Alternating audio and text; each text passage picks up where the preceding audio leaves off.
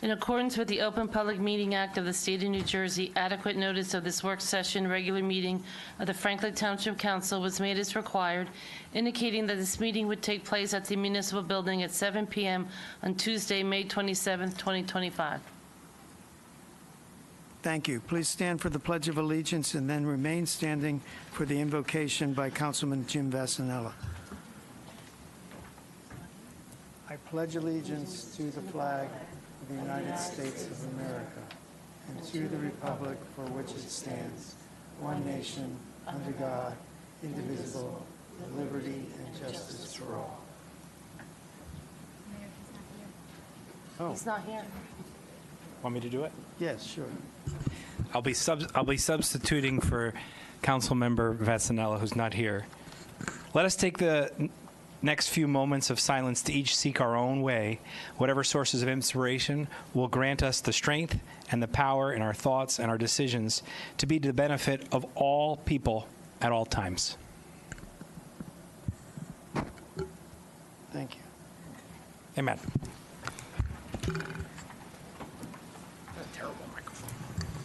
Madam Clerk, please take the roll so I can learn that Mr. Vasanella isn't here.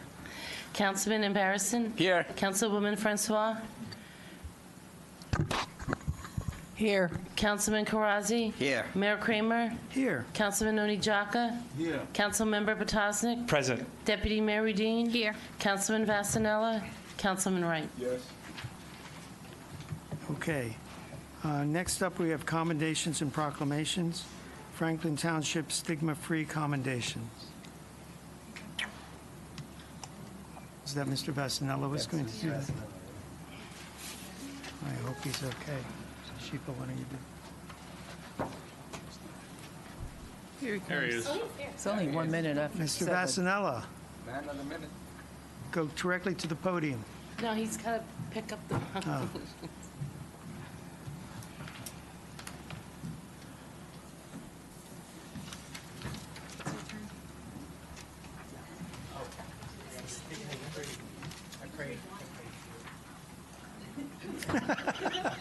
Oh, it worked.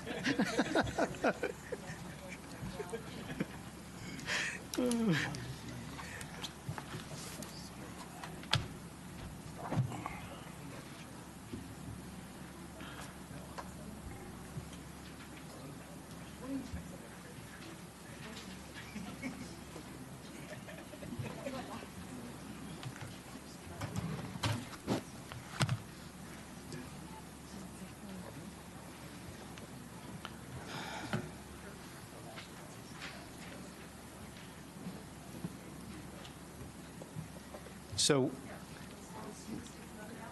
yes, we're going to be acknowledging, whichever ones are here, this wonderful effort. I think there's about a dozen or so. Oh, yeah. Okay. Okay. So, they're going to read the name of all the young people in Franklin we're honoring tonight, and this kind of explains it. We, Philip Kramer, Mayor, and James Vasanella, Councilman of Franklin, Township of Franklin in the County of Somerset, State of New Jersey, on behalf of the Township Council, and all the citizens of Township of Franklin, hereby extend our appreciation and commendation to the youth we'll be naming in a few moments. In recognition of your commitment and service to our residents in raising mental health awareness, your efforts have not only helped reduce stigma surrounding mental health, but have also empowered your fellow community members with education, support, compassion, and more. And with this issue, which obviously is a concern for all ages, I personally think it's great the work they're doing at the Stigma-Free Council in general, but the fact that they're engaging young people to learn about something that can be addressed, should not be stigmatized, and we will never be able to abolish it, but we will be able to deal with it and make a lot of people's lives a lot better, hopefully. So they'll be able to talk much better than I can about what they did, but they really deserve to be acknowledged for this effort. This is something that has not really been dealt with a lot of nonprofits that involve youth over the years in town, the great work that they do. So I'm really glad to see that they're picking up the ball with this. And Would you like to give a little bit more insights to that? My name is Safi Callan. I am the Special Projects Manager for the Township of Franklin, and right over here is my fellow co-chair, Phyllis Beals. We are the co-chairs of the Franklin Township Stigma-Free Council. The council's mission is to eradicate mental health stigma and substance use stigma within Franklin, and we do that through advocacy, through programming, through education, and the young people behind me are doing the same. We meet the third Wednesday at the Community Senior Center, and our next meeting is June 18th. So if you want to join us as a guest or just join us as a brand new member, we welcome you. We also are asking people to pledge to be stigma-free, meaning that you carry on our mission as well. So I have a computer set up where you can just sign in to be a stigma-free resident of Franklin Township. Or if you don't have a moment, just scan the QR code and then you can sign up on your own. We're going to recognize 12 young people today, and they are doing the same work where they're breaking down barriers through mental health advocacy. First are our 2 6th graders from Thomas Edison Energy Smart Charter School, Rafiq Tabanli and Siddharth Kudamula. Give a wave, look happy. All right. And she could not be here with us today, but Mental Health Advocacy Gold Award Project recipient on How to Be a Superhero, Emily Chavez. She is also one of the founding members of Smile with Braces, but she is now in her first year at American University. And I'm going to have one of the recipients, Angela Waika, read out the names of the recipients for Smile with Braces. She's joined by Connor Lyons. So Smile with Braces is the St. Matthias Youth Living Evangelization. And Braces stands for Bringing and Raising Awareness to Combat Existing Stigmas. And we just recently had our St. Matthias Self-Care Fair on April 27th. And our mentors are Deacon John Radvansky and Sue Lanchevsky. And our members are me, Angela Waika, Connor Lyons, who's with me tonight, Annalisa Damsky, Emily Chavez, Isabella Famelin, Carl Furtado, Abigail Joseph, Isabel McGuire, James Nornalata, and Miles Williamson.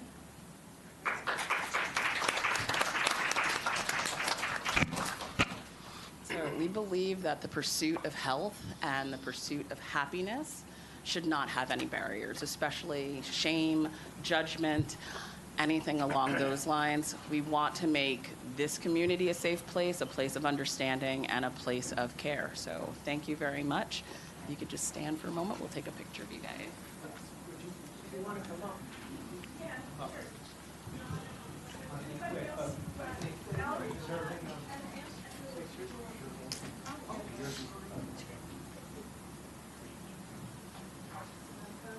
Linda's going to take a couple photos.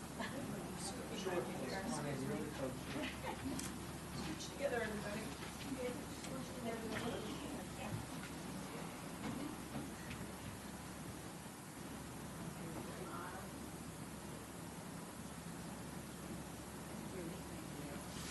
Thanks so much for this. Yes, thank you for the work you're doing.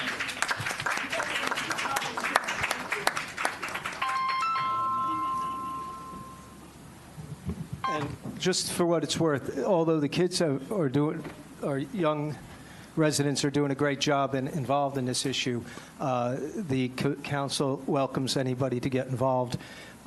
There's a wonderful group of people led by Safi and Phyllis, who co-chair the Stigma Free Council.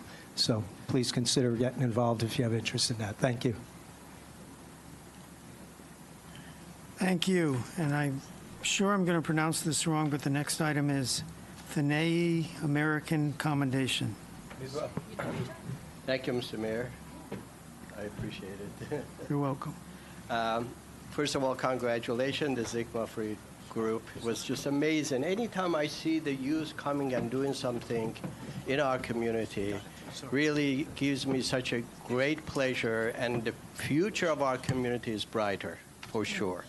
And today, actually, I'd like to recognize another organization with several members of them that have been working on various programs to unite our community.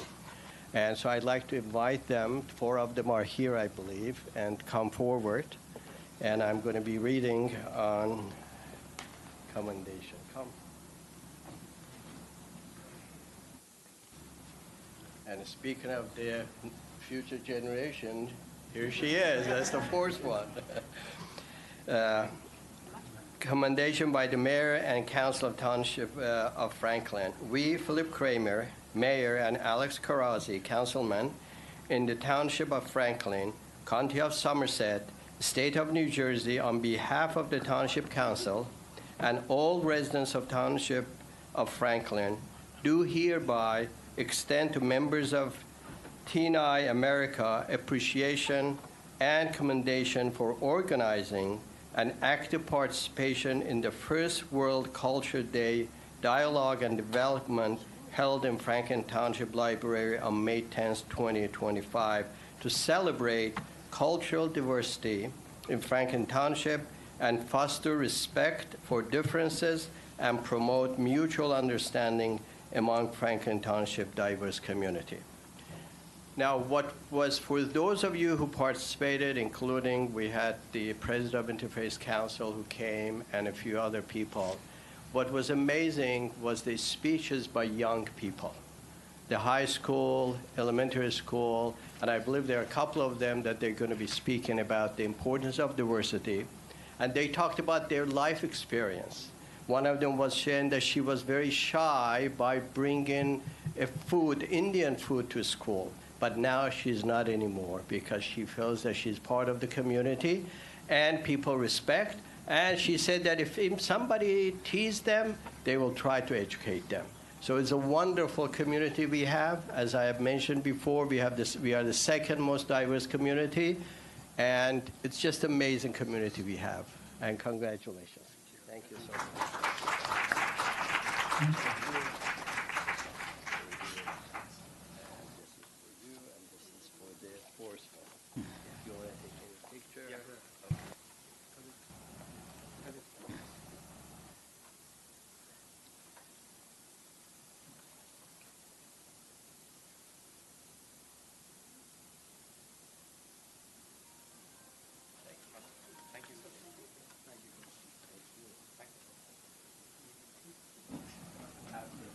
Okay, which item number 6 on the agenda? There are copies of the agenda over there by the clerk.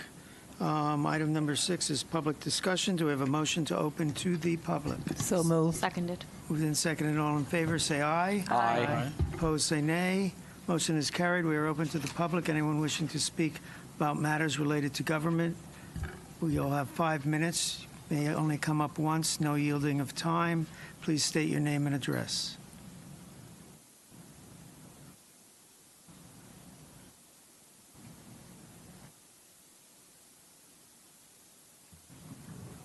Javon Walker, 15 Coon Street.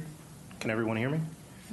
Perfect. I'd like to say, just as a supplement to the proclamations today, I was doing some thinking, and I feel as though Franklin Township deserves like a cultural language class supplemental to what's offered at the Board of Education. Like, I don't know whether we could do it sometime during the week, or maybe sometime on Saturdays or Sundays where we can accommodate volunteers within the community to open up classes for language and or culture.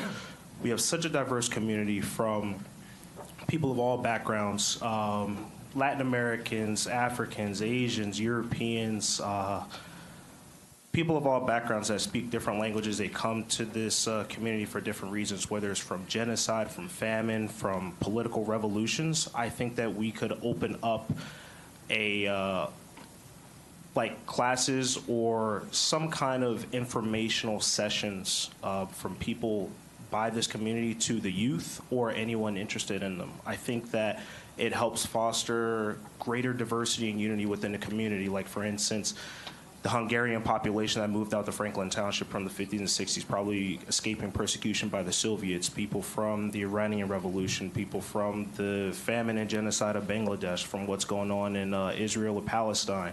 the numerous types of coups in Africa. Like, there are so many reasons why people are here in this community that we can all learn and foster some type of togetherness and education from one another. So I would like to help set that up if possible. I don't know if it comes from funding, if it's from Franklin Township volunteers, from the residents. I just think that as a community, we won't see the immediate effect of it, but years down the road when students are able to not have so many differences because they understand why people are in this community, from the communities that they come from their parents, why they're here, when they got here, the political avenues. I just think it's an asset to this community in Franklin, can continue to foster being a leader, and specifically on the diversity part, that's something you can't even equate. You can't calculate, you can't put a number on it. It's just something where someone would know, oh wow, they come from Franklin. There's 25% South Asians, there's 20% African Americans, 20% Caucasian Americans, and so forth.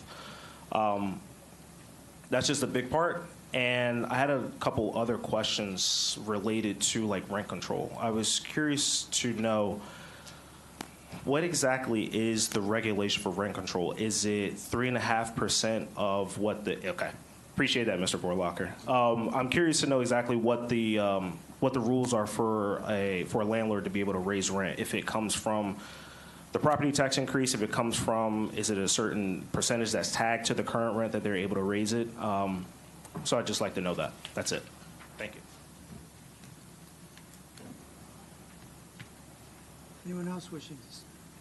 Anyone else wishing to speak?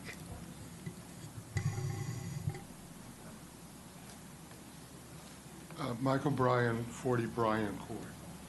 First of all, I would like the council to know why I am here. I am here only to talk about traffic on Schoolhouse Road, truck traffic, and warehouses. I am not here for any political reason.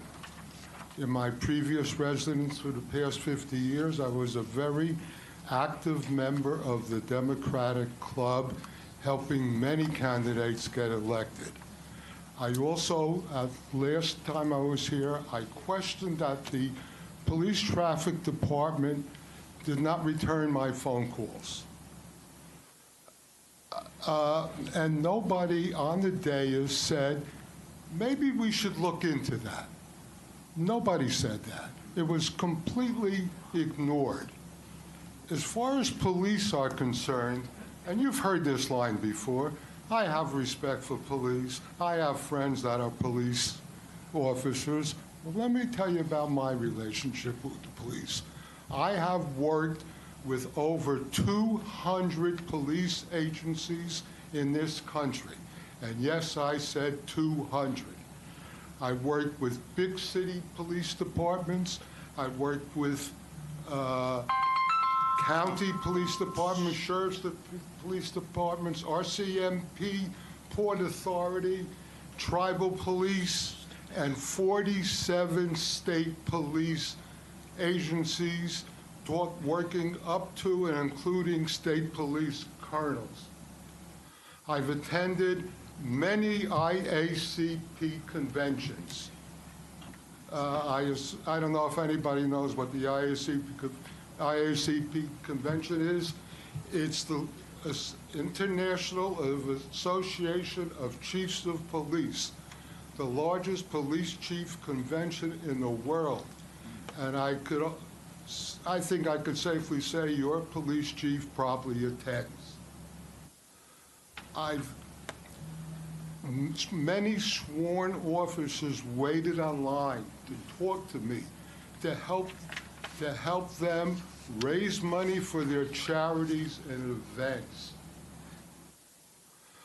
In Plainfield, New Jersey, I attended a Wednesday night boys night out club with many police officers for 15 years. Among them was one of my dearest friends who I really miss, Anthony Parenti, who was president of New Jersey State Police Chief Association and director of the Police Chief Academy. Clearly, I have no malice toward police, officers at all. At the last meeting, now for my questions. At the last meeting, I was accused of calling the mayor to discuss my issues. That is absolutely not true. That remark was brought up because I could not respond, and the mayor was not here to say it wasn't true. I want to know why that was brought up. Question number 2. What are the boundaries of the restricted area for trucks on Schoolhouse Road? Is the proposed new warehouse, question number 3, is the proposed new warehouse in that zone, and will trucks be permitted to enter that warehouse through the zone and be classified as local deliveries? Question number 4. The signs on Schoolhouse Road saying they're limited to 4 tons are this big. I don't think the truck drivers even see them. Will the signs be made larger? Question number 5. The Canal Walk Homeowners Association has appointed a committee to monitor truck traffic on Schoolhouse Road. I did not know anything about this committee until I received a Google email stating that the HOA was asking for volunteers. In no way did this idea come from me. Will the council work with the the HOA volunteers to help alleviate the traffic on Schoolhouse Road? Thank you. Anyone else wishing to speak?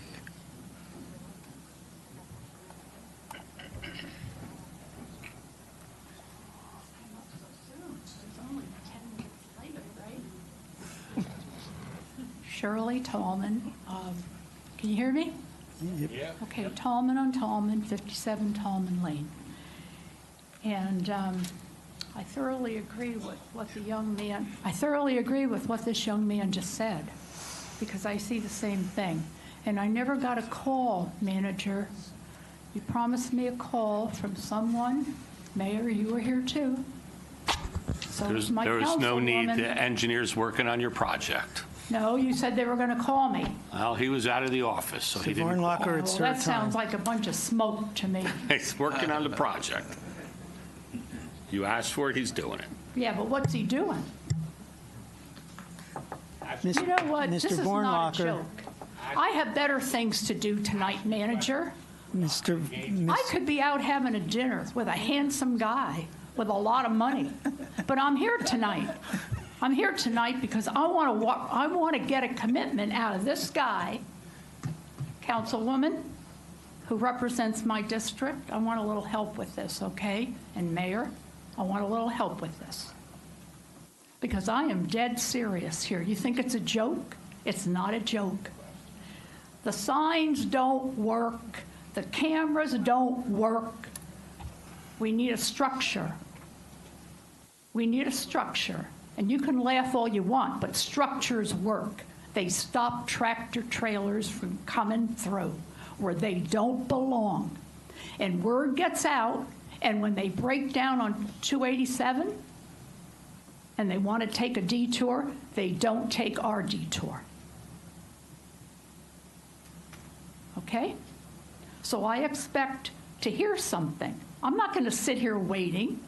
No. How long have we been dealing with this? Too long. Aren't you sick of it? You were promising those cameras that they were up 2 years ago, or maybe a year ago. Time flies. They were never up. They were never up. You led us to believe they were up. Okay, enough said about that. You know what I'm talking about? You know what I'm talking about, right? Okay, I have a question for our attorney. Hi. I'm Shirley Tallman. I don't think I've met you. I'm Carol Berlin. Okay, Carol, in all fairness, maybe you're not up to speed as much as the man who used to sit there. At least 2 weeks ago he was there. And what I would like to know about the lawsuit, Mayor Kramer, the one on the property at the corner where I live that we've been dealing with for so long. I want to know if money, real money, has changed hands on that property. Do we know if Anatole and the corporation that he sold it to, was there money exchanged? Can anybody tell me that? Do we know that from the lawsuit, or do we have any idea? We answer questions after. Okay, I know you will. Thank you. Then the last thing, is it against the principles of the council if anybody asks you for change, spare change, after the meeting? Would that be against the principles? I need your spare change. And the reason I need it is I'm filling up these baby bottles. Does anybody know about the baby bottle drive? Okay, there's an organization that I used to rock babies for them. And they're right across from Parker in Somerset. And unfortunately, the name escapes me right now, but I filled Great a couple. expectations. Thank you. Thank you. I wish you knew more about what I asked you earlier. I know a lot, and I'm going to tell you when you're done. Yeah, right. Well, I want it out here in the open, okay? Because I want it on record, because I'm getting tired of it. Okay, so the reason I'm asking that is if you have some fair change and you think that it's worthwhile putting it in a baby bottle, not so much for the mothers, because they need to grow up. Those mothers need to grow up, right?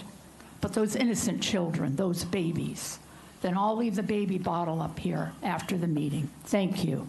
Thank you.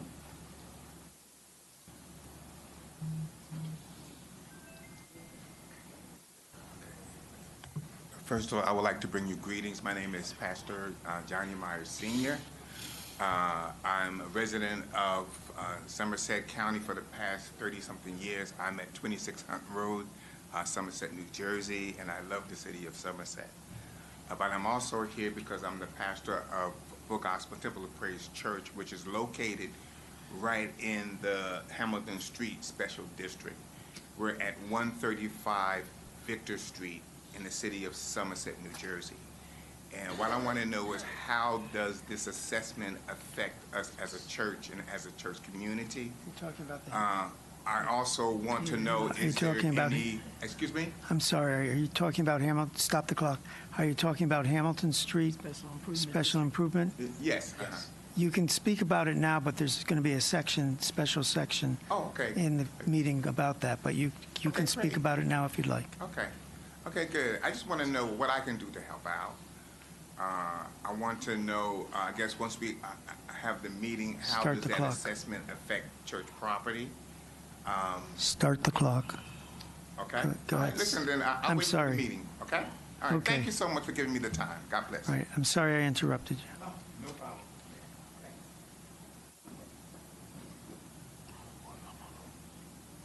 So anyone under 18 does not have to give their last name or their address. All you have to do is give your first name.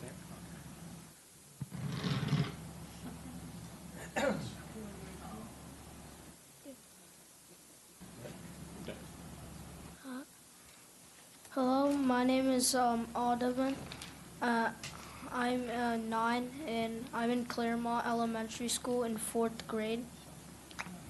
And I'm happy to live in a community that's the second most diversified community in New Jersey.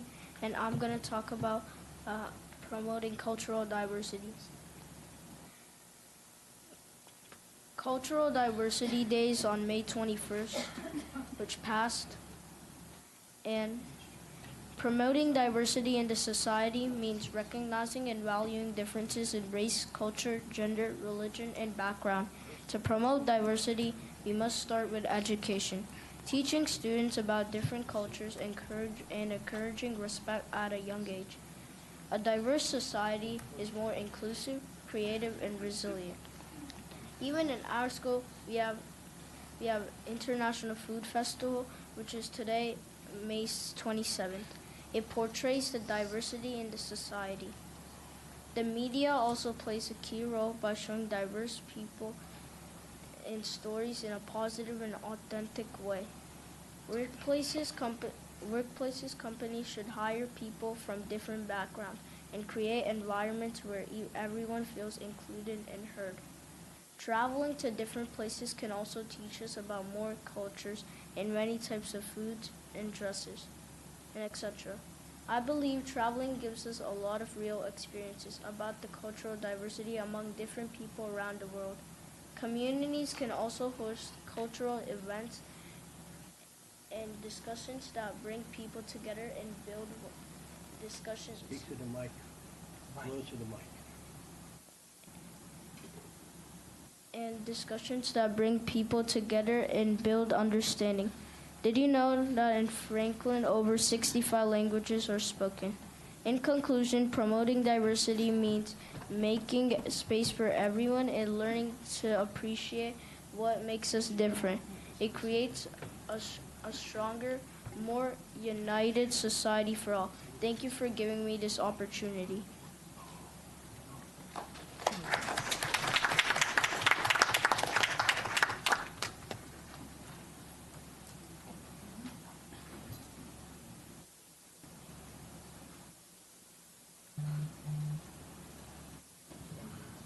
Good evening. My name is Elaine Kathir, and I'm a junior at Franklin High School.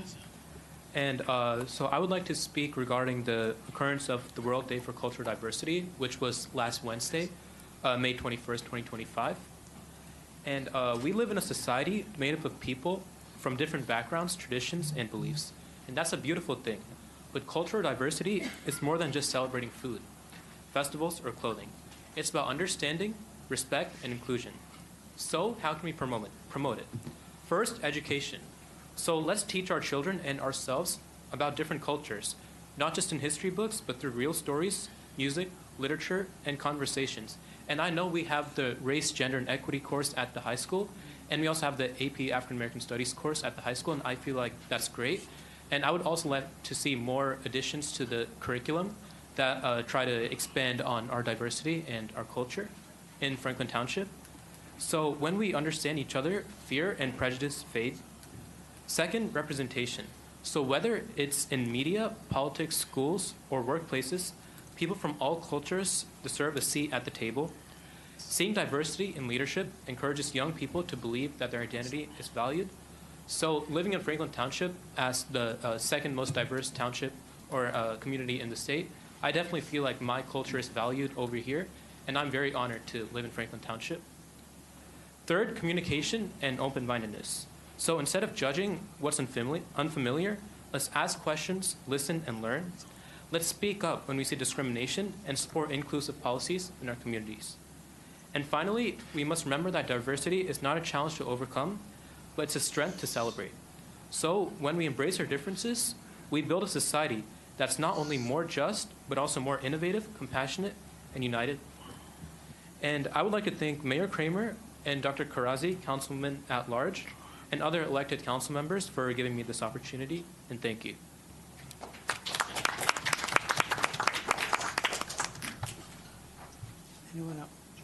Anyone else wishing to speak?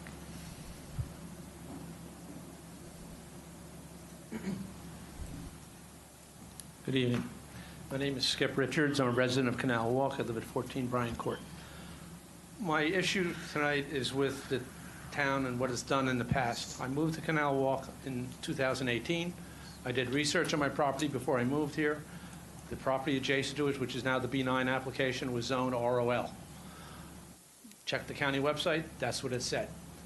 Up until after the approval, after the time of application of the county, of the B9 application. the county website said ROL. It was never changed. The township failed in its duty to to township residents to keep the county website posted so we could actually know what the zoning of that property was. During COVID, the planning board or whoever, or the ordinance were passed that changed it or codified it into the BI zone. Now, us as Canal Walk residents are stuck with the B9 application, which has been basically approved with minor modifications that are going to take place. My question to the board is, there are exceptions, and well, let me jump over to what Mike said before about the 4-ton limit. Schoolhouse Road is a 4-ton road from Randolph Road to Weston Canal Road. We all know there's exceptions to those rules, and one of them is warehouses. If there's deliveries being made to a warehouse, it's an exception. However, Franklin can make exceptions to that rule, which they did on Weston Canal Road and on Weston Road. There are no trucks, absolutely not allowed. Why was it not done at the B9 on Schoolhouse Road right next to Canal Walk? Why were we not exempt? You did it on Weston Road and you did it on Weston Canal Road, but you didn't do it on Schoolhouse and Medlars. It's a travesty. We're sitting here as senior citizens. We got to deal with a warehouse now. Thank you.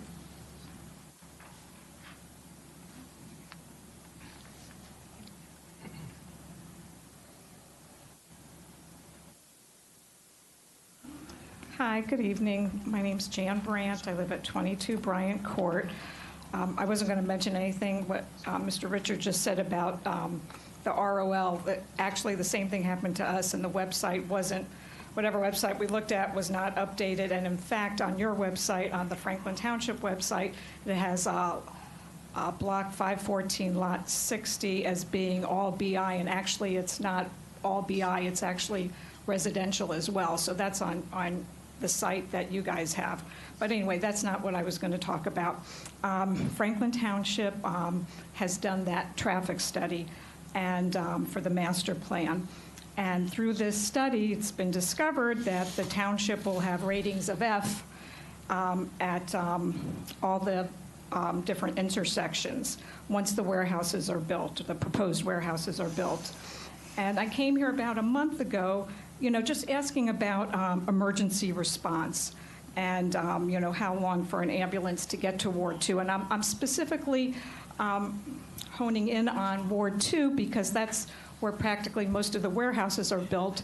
And if all the intersections are going to be rated F once all the warehouses are there, won't that affect the emergency response? And, to apartments, residences, things like that. And I know when I came here about a month ago, I spoke about a specific response and all. And actually, it took about, let me just look here just to confirm. It took 18 minutes for an ambulance to get to an emergency response at Canal Walk. I don't want to mention the specific thing. There were police who arrived ahead of that response, but we know if somebody is really having, in a bad situation, for example, cardiac arrest, police can do so much, but you really need emergency response people. And once an ambulance arrives 18 minutes later, kaput, really that person, if they're in cardiac arrest, they really don't have much chance of survival when that happens. So I just wanted, so my question is, how long for an ambulance right now, presently, to arrive to a resident's apartment in Ward 2? And I'm not talking about police, but an ambulance. And has the council thought about this traffic report and all the intersections rating F, that it's going to naturally be affected? You don't need to do any studies about that unless you have some, different emergency response. My second topic is about the 4-ton limit and the deliveries and all, and how there's local deliveries allowed. So it's kind of ironic because, there were ordinances made so that there would be no, trucks allowed on Schoolhouse Road. However, local deliveries are allowed, and local deliveries, like, there's all these warehouses on Schoolhouse Road. Why make an ordinance that you're not allowed to have trucks or deliveries on Schoolhouse Road if local deliveries are allowed? And let me tell you how that's, like the DRCC, when there was a report, when they did a report on Canal Walk, they said, we're not going to worry about the traffic on Schoolhouse Road or to B9 because there's ordinances in place for no trucks. So we don't have to worry about the traffic there. The traffic's not going to be impacted because Franklin Township put in all those ordinances. So hey, let's not worry about it. I would recommend to the council to think about sending the traffic report to the DRCC, because right now, according to their report from, a year or so back, I mean, they didn't approve B9 because there's other processes in place, even though B9 said they were approved by the DRCC, but they weren't. But when the DRCC assessed them, they weren't concerned because no deliveries and no trucks are allowed on Schoolhouse Road. They saw those ordinances in place. So I think that's it. Thanks so much. Anyone else?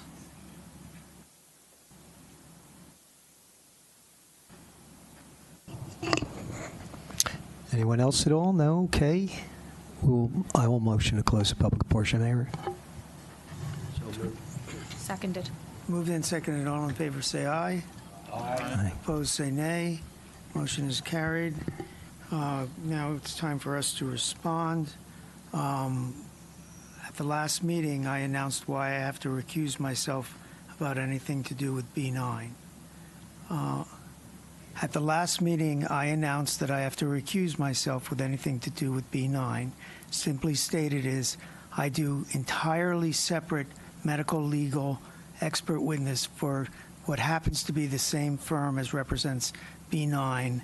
I didn't realize that until about a month ago, and once I did, I immediately recused myself. So I can't answer any of the B9 questions. I will answer one thing about the light, the cameras.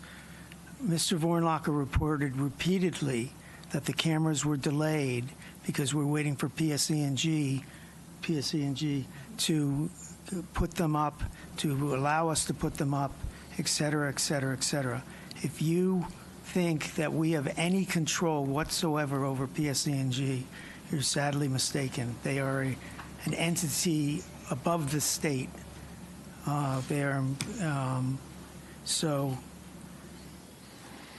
Let's see, what other ones can I answer?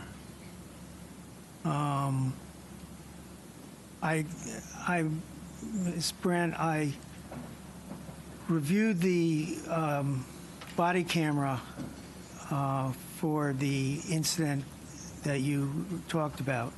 The police response, Mr. Vornlacher can give you the numbers, was almost immediate. It was appropriate. I shouldn't say almost immediate. It was quick. It was appropriate. Gave excellent care, and there's not much you can do besides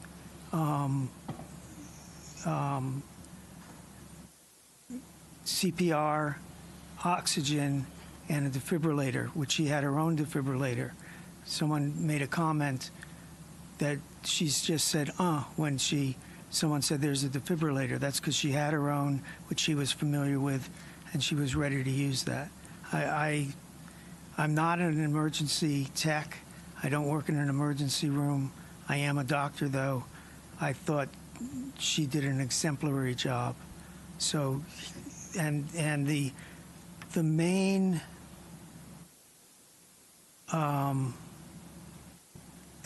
factor in whether someone responds to emergency action for a heart attack is how quickly CPR is begun. So that part was done well. As to the specifics you were asking about, perhaps Mr. Vornlacher can answer.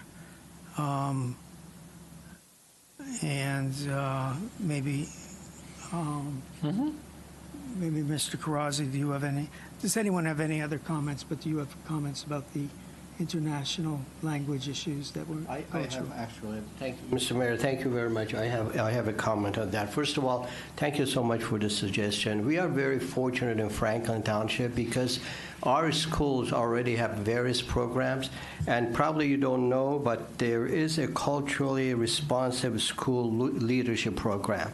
And they engage in all kinds of activities. Sometimes they ask people to dress up like another culture and so forth. So there's a lot of things going on, but I would suggest that if you have an idea, the gentleman that you can talk to is Mr. Plummer.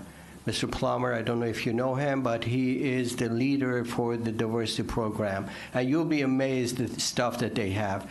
And I'm 100% sure that the social study teachers, they have all kinds of programs recognizing the diversity in our township. But if you have ideas, please feel free just to go ahead and talk to them. Thank you. Any other council members? I'd also like to add to that. So I think we also, for the adults, we have the Human Relations Commission, and that could be something that you could talk to them about. Perhaps they can do something in the community as well, outside of the school district. Yeah. Thank you so much, Councilwoman. Actually, I'm the liaison for that, and we had invited Mr. Plummer to our HRC, and he's explained quite a bit. So, yeah, please, the next meeting is on June 25th. So please come to that meeting if you could. Thank you. Any other council members? I just want to comment on that emergency service, and I have also reviewed, and I think I agree to everything that you said. They have done, the police force that was in Canal Walk, they have done everything that they need to. On top of that, we have been also offering CPR lessons to citizens, residents, and our police force that do come up. They are registered and they have the equipment to handle for the first one. So I definitely want to say I agree to everything that the mayor mentioned around the EMS and the exact time. I think Mr. Volnacker, you can probably mention. I do have a question on the signage. If I know I heard two people mention about signage, and we have signages out there. We have a lot of signages that we put up, and we continue to review signages and almost kind of thinking, is there something else we can do for truck drivers? But I know the truck drivers have specific routes that they use that's different, like a GPS system that's meant for trucks. So if there is, a certain street that we have indicated that they're not allowed, it's automatically, I think, presented on their maps. But something that I would like to brainstorm a little bit more on to see what we can do for trucks if there's a specific signage that I'm hearing today, and I've heard in the past as well. So I'll definitely take that into consideration as well. Thank you. Anyone else? Mayor, I think he left, so I just want to make sure. Some people might have seen the pastor that was here. Yeah, and I just, for those who can't see, our executive director for Hamilton Street is in the audience, and I'm sure gave him the information on how the assessment, which generally speaking, and he'll correct when we do the presentation for Hamilton Street, a nonprofit, a registered nonprofit that doesn't pay tax exempt would probably be exempt from the assessment. And I'm sure our executive director told the pastor the many ways he can get involved, because we would love for more organizations and civic groups to get involved. So anybody who had heard, he's already been informed, but I just want to make sure everybody knew the follow-up on that, Mayor. Thank you. Okay. Mr. Potasnik. Dzień dobry, Jovan. I learned that from Mango Languages, which are available free at the Franklin Township Library when I went to go visit my family in Poland. And interestingly, I just came back from visiting my Polish family in Canada, all from an online, totally free, available with your library card as a resident of Franklin, to learn languages. And I think it's a great idea. I'm not sure we have to or should not stand up individual language classes, but it is a diverse community. We have a lot of diverse backgrounds. I can't say I can have a full conversation, but I can usually get through a store. Do widzenia.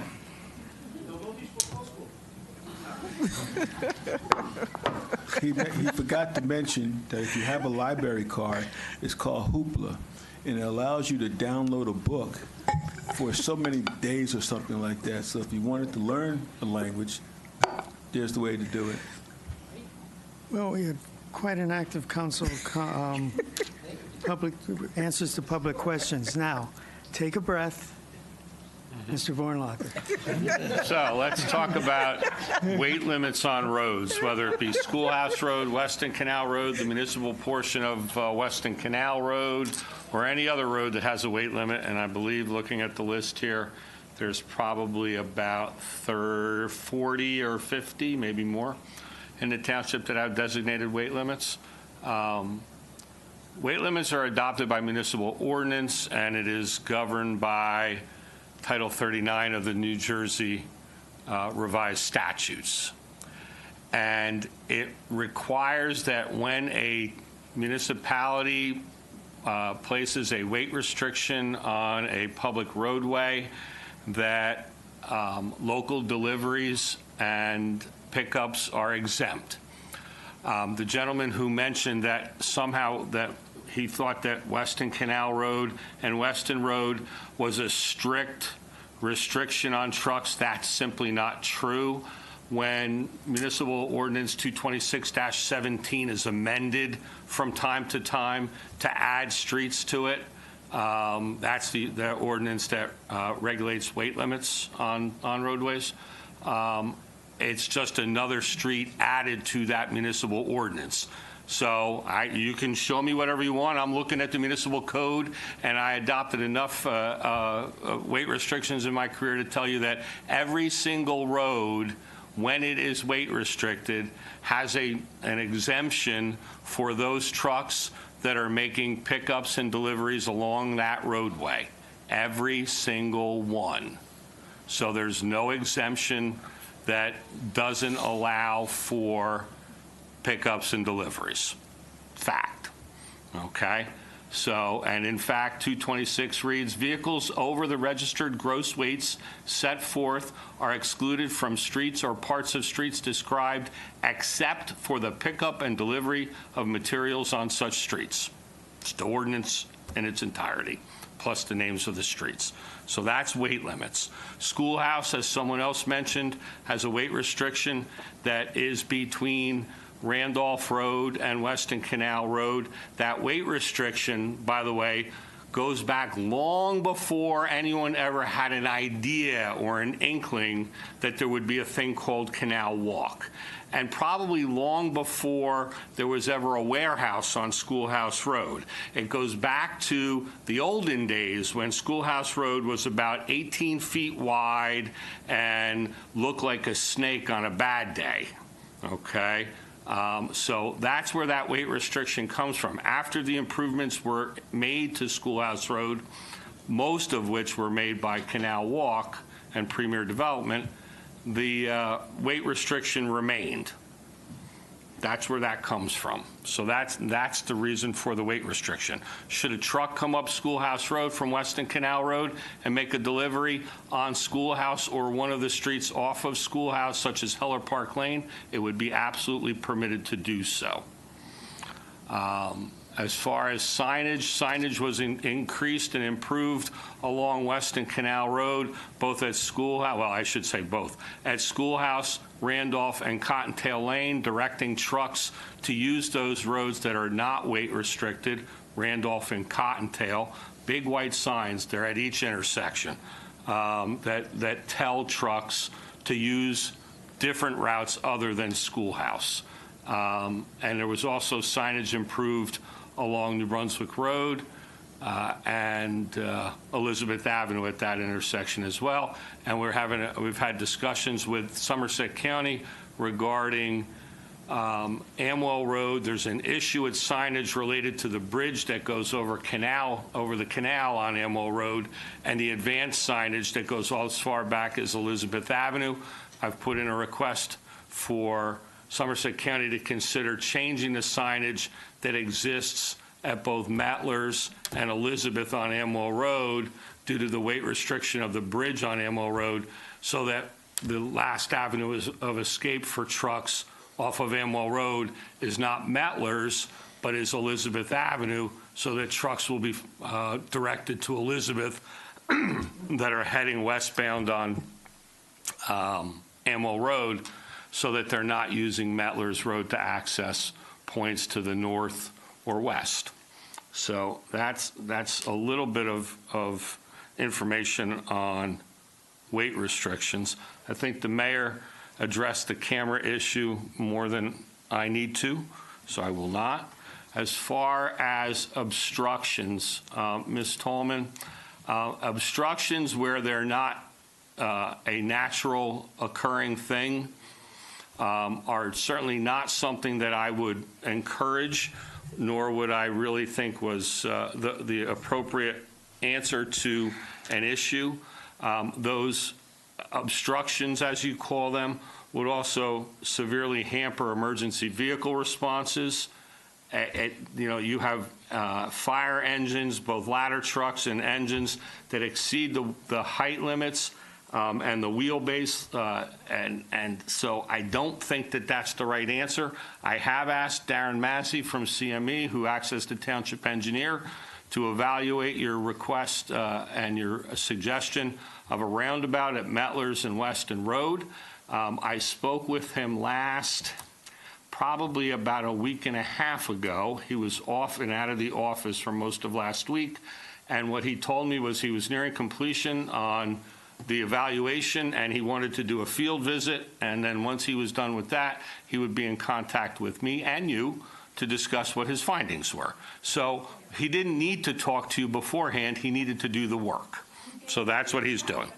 So my turn to talk. So that's the answer for roundabouts. As far, sir, as what you saw on a county website, and I don't know what you saw on a county website as far as the zoning in Franklin Township, but I will tell you is that the B9 site was zoned as M2 light manufacturing as far back as 1998. And that was prior to the approvals of Canal Walk. And it was M2 all the way up until the consolidation of the M1, M2, and CB zones into the newly created BI zone. The creation of the BI zone didn't allow for any different type of development on the B9 site. It just simply incorporated the warehouse and light industrial uses that were not a permitted use in the CB zone, which is the Davidson Avenue World's Fair Drive area, and it then allowed for those types of development in that area of the town. And any permitted uses in the former CB zone would now be permitted in the former M1 and M2 zones, and those included office buildings, most of which were already a permitted use in the M1 and M2 zones. So it was not ROL. Now, the property at the corner of Weston Road and Metlers Road on the east side of Metlers was in fact ROL, and it was ROL until it was rezoned RR3. But the ROL, and for what it's worth, prior to the approval of Canal Walk as senior citizen village, that also was ROL, which was a commercial zone. So that kind of sums up my zoning lesson. And I'm trying to think if there was anything else. There was one on Mr. Walker asked about rent control. So rent control was addressed by the rent control staff member, Mr. Dominack. Okay. And rent control is under, I believe, 267 in the code is all of the information on that. And I think he answered. Did he get you what you needed? Yeah. Okay, perfect. Okay, excellent. So that was rent control. Questions 1 and 5 were not answered. Did you write them down? I was trying to write as fast as I could. So the one about calling the mayor? Yes. I handle 1 million phone calls. You're a gentleman. If you said you didn't, I believe you didn't. But I wouldn't remember if you called me or not. What was I accused? I don't know what, I honestly have no recollection of what you're talking about. We looked at the tape of the last meeting. 2 meetings ago. 2 meetings. The meeting I missed. Quote, somebody called the mayor, and it was probably about you. No, someone called the mayor about a complaint, I guess, that you raised as well. That very well could be. The mayor passes on complaints almost on a daily basis to me. That's my job. I watched the video. That doesn't stand out to me, but I'll rewatch. I'll rewatch. Yeah, Again, you're a gentleman, I believe you. But I can't testify to whether you called me or not, but I believe you. I don't know what 5 was. It was around HOA, volunteering. To Oh, so that's not me to answer. You're asking if the township will work with the HOA. To be honest with you, I know absolutely nothing about what you're talking about, so I wouldn't give an opinion from my part on working with or not working with an organization when I know nothing about what you're talking about. And what I will say, though, is that I didn't have an opportunity to address it at the last time that you were here when you talked about the police department being non-responsive, and that the woman who you spoke to in the traffic bureau, you were aghast by the fact that she didn't know anything about the cameras. The woman you spoke to is a clerk. There are no female officers in the traffic safety bureau. I would not expect a clerk in the traffic bureau to know anything about lights, cameras being put up in a specific area of town. She would have no reason to know anything about that. So you were very critical of that, and that is something that I can't say that any clerical staff working in the town would have any knowledge that we're putting up cameras on Schoolhouse Road and Weston Canal Road. But you said that you had that conversation with her. So anyway. I made the mistake of letting a little back and there forth you go. happen. I regret it. I think that covered them all. Mr. Vaughn, 2 things. The Canal Walk EMS that Ms. Brand brought up on the EMS emergency service resolve time. If you can talk about that. I didn't hear you, Councilwoman. The Response time to I couldn't, having been involved in emergency services for a very, very long time, I think that question can't be answered. How long will it take an ambulance to get to someplace in Canal Walk? There are so many different variables involved in answering that question that we could talk about it literally for hours. Variables such as the number of available ambulances at any given time in Franklin based on the time of day, the day of week. There's generally 2 ambulances providing ambulance coverage by Robert Wood Johnson, Barnabas around the clock, but then you also bring into play East Millstone that has coverage times during certain times of the day and certain times of the week. So and how many are on calls? Are there other calls that are demanding an ambulance? Do they have to go to mutual aid to another municipal first aid squad, whether it be Monmouth Junction in South Brunswick, or now Bound Brook Police Department is providing EMS coverage to Bound Brook, and they provide mutual aid coverage. It certainly depends on the time of day. There's no doubt. When you talk about levels of service at an intersection, just keep in mind that that's not 24 hours a day, 7 days a week levels of service that study showed. Those are peak hour levels of service during the weekday periods, all right? That's not all day, every day. That's 7:30 to 8:30 in the morning and 4:30 to 5:30 in the evening. Those levels of service are anticipated to rise to a level of service F. F is also, there's a range for each letter that's assigned to a level of service. It's not just like 10 seconds for A, 20 seconds for B, 30 seconds for C. The ranges for each level of service there's different ranges and different time periods when calculating a level of service. No, we're not going to have a back and forth, all right? That's the answer. The answer is that an emergency vehicles, when responding to an emergency, have the right of way over all other vehicles. The roads that lead into Canal Walk, if we're going to talk specifically about Canal Walk, are generally 36 to 40 feet wide, which leaves shoulders, plenty of space for an ambulance to pass a line of cars at an intersection. They do it all the time now throughout the township. Lights and sirens means everybody needs to yield to them. I watched it today at the intersection of Pierce Street and Elizabeth Avenue on my way home to go eat dinner before this meeting. And everybody pulled off to the side and the ambulance went through. And that was during rush hour. So it's, you know, when you talk about how long it takes for an ambulance to get to a call, a wide variety of variables. So that's, you know, I can't give you a time. That being said, council is not oblivious to that traffic report. We recognize that traffic report. Right now, warehouses are not permitted use. There's people who have, the consultant has recommended something else for the master plan. The master plan is not a zoning. So right now, it's not a permitted use.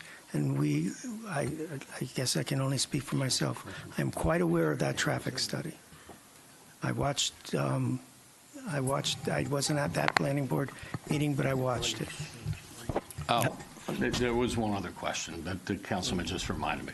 So I think that Ms. Tallman asked the question, was money exchanged? Well, I don't think anyone up here was a witness to a check being handed over by B9 Schoolhouse LLC to Premier Development or whatever LLC Mr. Hiller was owned the property under. But I can tell you this, if you choose to take the time to register your name on the county clerk website and do property searches on the county clerk property search, you'll certainly find that there's a deed that was filed with the county clerk indicating that there was consideration given for the property on which B9 made their application to the tune of $24 million and change.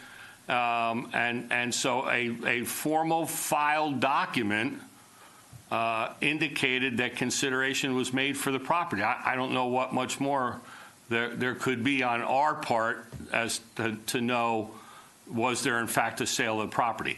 Legally, I believe that indicates that there was a sale of the property, right, Ms. Berlin? Yes. There we go.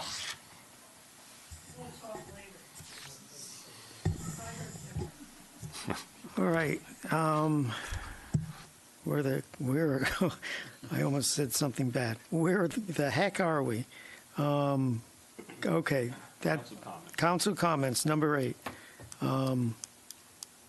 Let's see. Well, let's start with you, Mr. Wright.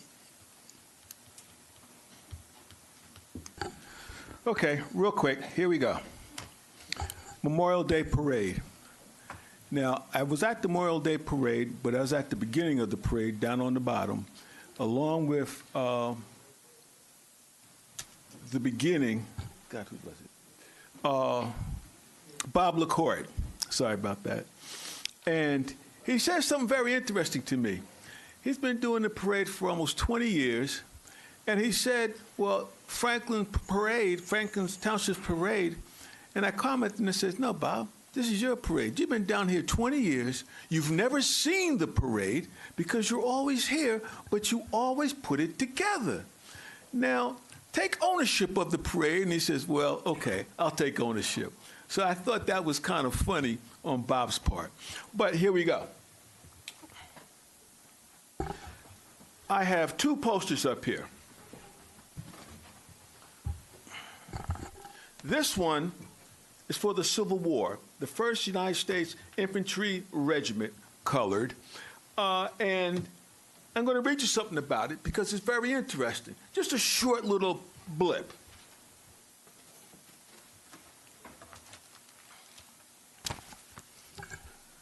The 1st U.S. Colored Infantry Regiment, the United States War Department, on May 22, 1863, activated a unit called the 1st U.S. Colored Infantry. They served from May 19, 1863 to September 29, 1865. Action scene: the Siege of Petersburg, Battle of Cheffins Farm, Battle of the Fair Oaks and Derrytown Road, Second Battle of the Fort Fisher, the Carolinas Campaign. They lost a total of 185 men during battle. When you look at all the other troops, everyone says Civil War dead.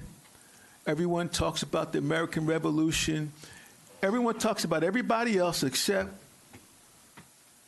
these guys over here, what the Indians called buffalo soldiers because of their hair. So, ladies and gentlemen, when we talk about service, the last full measure, please include the colored fighters of this country. Now, the next one I have for you, Juneteenth. Juneteenth is very important to, at that time, colored people. Juneteenth signifies on June 19, 1865, a proclamation was given to the Township of Texas, and I say Township, all of Texas, that declared the Negro, black, were free. But you see, there was a problem with that. It took 2 years from the date that Lincoln signed it for it to end up in Texas. So actually, we were slaves for 2 years, but didn't know we were free. Now, at that particular point, when they came down and they said, okay, you're free, they were encouraged to stay on the farm, but only if they were paid to stay on the farm and work. Some of them did. Someone took freedom and just dispersed themselves. So again, Juneteenth is very important to us because it signifies the last outpost of slavery. Now, here's my beautiful banner. June 19th parade. Every year we give a parade now. And every year I'm going to come here, put the banner up and tell you, come on down and hang out with us. This year is June the 14th from 11 a.m. to 3 p.m. And we're going to discuss, loudspeakers, what does Juneteenth mean to me? How does that work for me? Now, Juneteenth is not just for me, it's for everybody. Everybody. Somewhere along the line, something happened that made you free. From the colonial wars to World War II with the Jewish population, everything happened. So again, come on down, hang out with us, Juneteenth parade. Now, the reason why the military is important to me is a long time ago, my mother wanted to be a nurse, registered nurse, but she didn't have the money to do it. So what did she do? She joined the forces. Uncle Sam said, come on down, join the Air Force, and I'll give you a degree. And that's exactly what she did. For 2 years, she got her degree in nursing, and as usual, you had to give time to Uncle Sam, so she was down in Fort Hood, Texas, and had a whole lot of fun, she said. But she came back home, got married, and we're still a nurse. Then my father, he went into the service in the Army. You know, come on down here, Uncle Sam needs you. There's a big-time draft. So I have two parents that served in the military. And yes, when Mama passed, big-time military came on down and gave us the flag. Last full measure, she didn't do it on the field. Other people do it on the field. And that's what the Memorial Day parade is all about. Now, some of us think it's a beautiful parade. Everybody comes down, gets a little red flag, and waves it all around. But no, it's about those that go to war and don't come back. So we need to recognize that and give them the honor that's due. Now, as I said about the parade, I'm not going to talk about it. I'm going to let all of them talk about it because everybody else will have something to say. And since I took enough time, I'm out of here. Mr. Mayor? Thank you, Mr. Wright. Mr. Potasnik. Thank you, Councilman Member Wright. Just wanted to do a quick shout out for Franklin Pride. This is going to be the second annual Franklin Pride celebration. It's on Saturday, June 7th. It starts at 12 and it goes till 3. On a first come, first served basis, there's free ice cream, and there'll be performances at the gazebo, including the Franklin Band. We'll have the New Jersey Gay Men's Chorus. We'll have the cast of the Matilda from Villagers Theaters just across the way doing performances, as well as other dignitaries and speakers. It's a great way to get to meet other folks. In addition, there's going to be over a dozen different community-based organizations that you can learn about and get involved with, and churches, arts and crafts, and then there'll hopefully be some other food options, including baked goods, to support local businesses. So it's going to be a wonderful day. Feel free to bring a chair if you want to watch the performances and rest. In addition, bring a refillable water bottle, because we will have a water filling station for folks to get hydrated, assuming it's it's going to be warm as things warm up. Memorial Day was kind of strange Memorial Day for us. It was pretty cold, so it's kind of hard to imagine a few weeks of getting hotter, but that's the general trend, and we look forward to seeing all of you there. I want to thank the staff, particularly Safi Callan, for making that happen, and the Pride Planning Committee, and we look forward to a really great day. Thanks so much. Thank you, Mr. Vasanella. Thank you, Mayor. This past month, we did not have a public safety or public works meeting, but I do look forward to reporting out next month, because since our budget was passed successfully recently, we can now go out and spec and bid our projects, our infrastructure projects, which we are doing quite a bit from, some coming from the money, COVID money, some people call it, and other infrastructure bills from Washington. So we are moving along quite a bit, but we didn't have a meeting, so we'll be updating it as these bids and projects go out. I don't know what else we have to say about the Memorial Day Parade, but it was fantastic, and the weather was better than it's probably been in a decade. And I don't know, but it seemed like the longest parade we've had. And I'm not making light of it, but ironically, people were mentioning about emergency services. I know in the recent years we've bought some vehicles and increased our capability, but I'll tell you, that was a real parade of showing our volunteerism and our resources. I don't know if I've ever seen that many emergency vehicles in our parade before. It was obviously a lot of other things, dancers and antique cars and everything else, but just for what it's worth, and I'll piggyback on that, I'm well aware of the traffic study. I don't know every detail of it, and I'll ditto what the mayor's saying. Please don't assume what any of us are thinking or believing or will ultimately vote or want as these master plan reviews and possible zoning changes of any kind happen or don't happen. So I also, and I'm sure everyone else on council falls into this category, I also know what I see with my own eyes, and I've watched this town for 60 years. So as good as the reports are and should be seriously considered, we can see what's out there, and we can review it, and as an individual and as a majority of council come up with whatever ways we can deal with keeping that situation under control. So please just, and any thoughts about it, tell us, email, phone, whatever way you want, come to the meeting. So just wanted to put that out there. Otherwise, we still have a couple meetings, but for those who don't know, because I actually wasn't sure what day we're going to have our other extravaganza we have each year, our 4th of July fireworks, and is that on the 3rd, which I believe, yes, okay. Again, this year it's on the 3rd, so although we have a couple council meetings, but please put that on your calendar. Hopefully we'll get as good weather and turnout as we did for Memorial Day Parade. And yes, thank you, Bob LaCourte, for 2 decades of doing what you do to honor, as Mr. Wright said, the people who make the ultimate sacrifice. I think that's it, Mayor. Thank you very much. Thank you, Ms. Francois. I haven't talked about the youth center lately, which used to be my favorite topic. But there is one program I wanted to highlight because I think it was phenomenal. We had a youth center drone program. It was a 6-week program, all free. It was for youth center members from the ages of 11 to 18, and they learned all about drone technology. And as you know, if you've been watching the news or if you live in America, you know that drones are everywhere now. So they learned a lot about the drone technology. It's a $30 billion business right now. And I think in terms of the skills and the learning about the technology and learning about the future of drones and their different use cases, it's the future.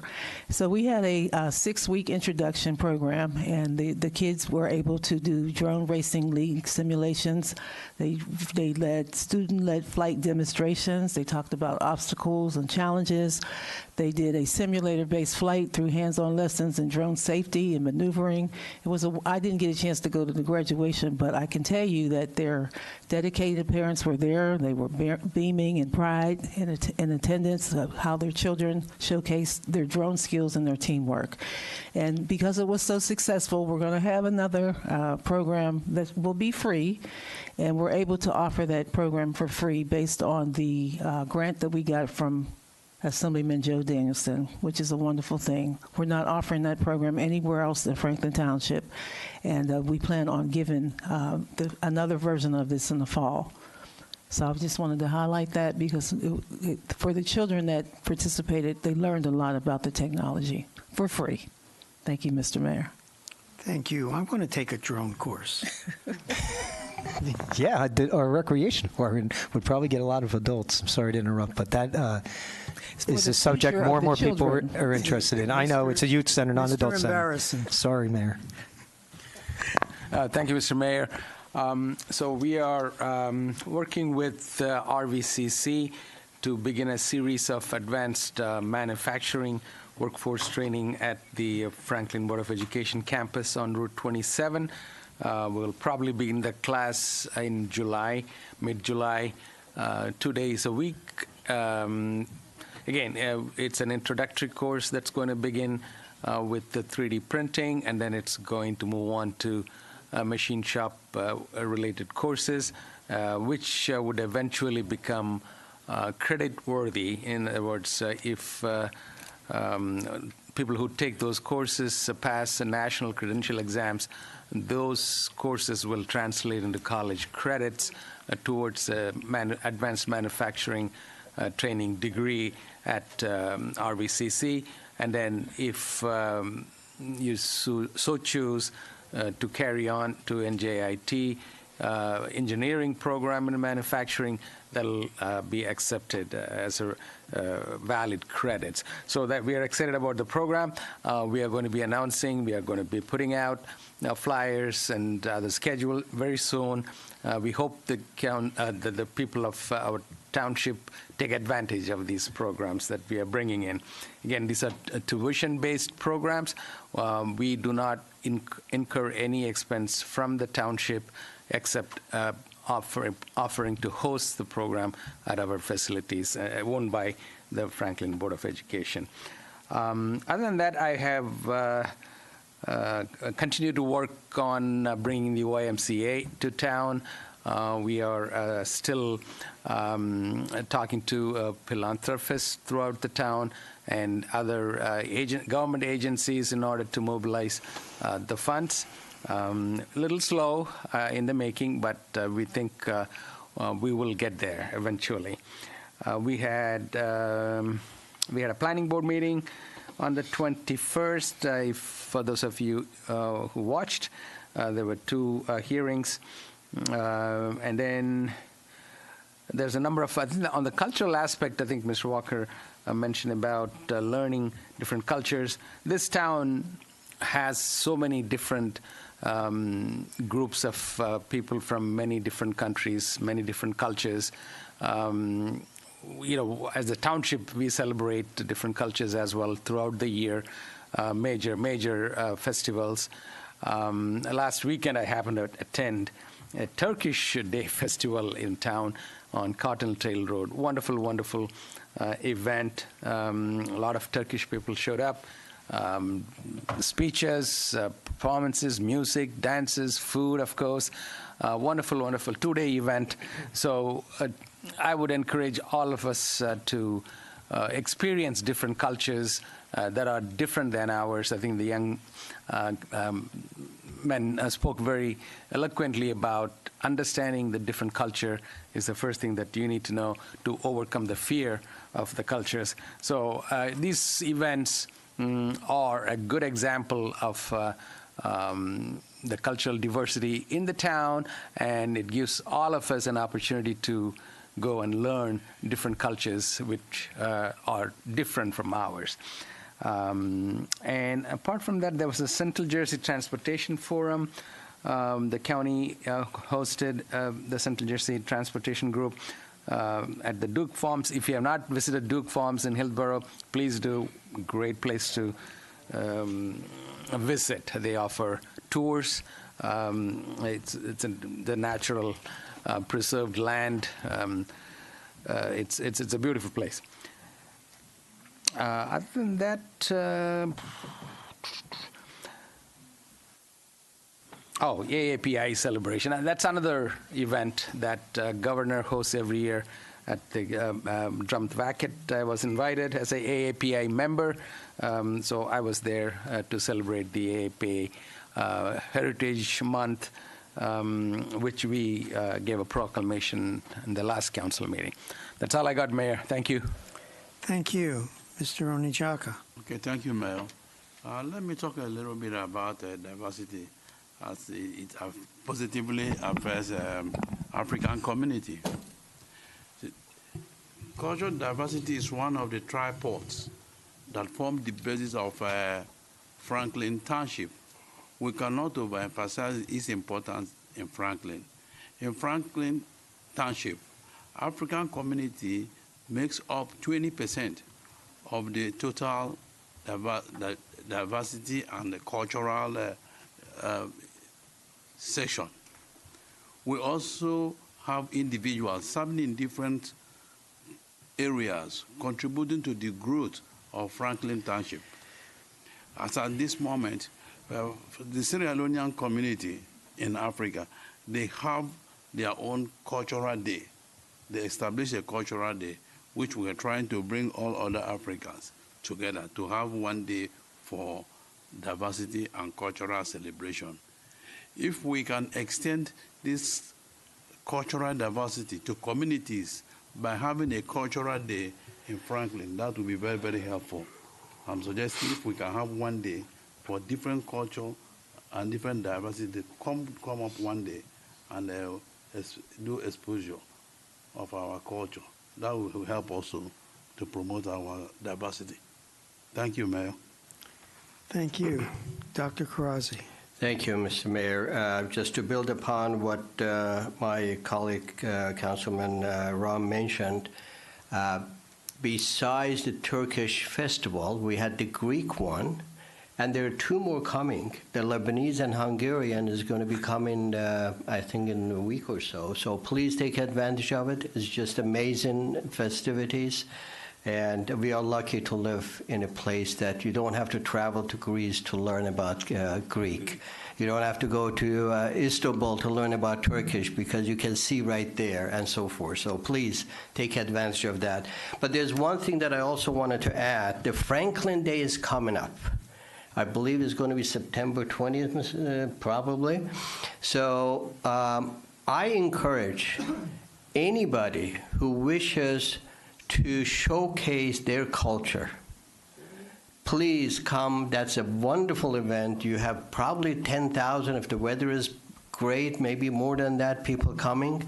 And imagine we have some tent after tent or one large tent with different cultures of people that they live in township.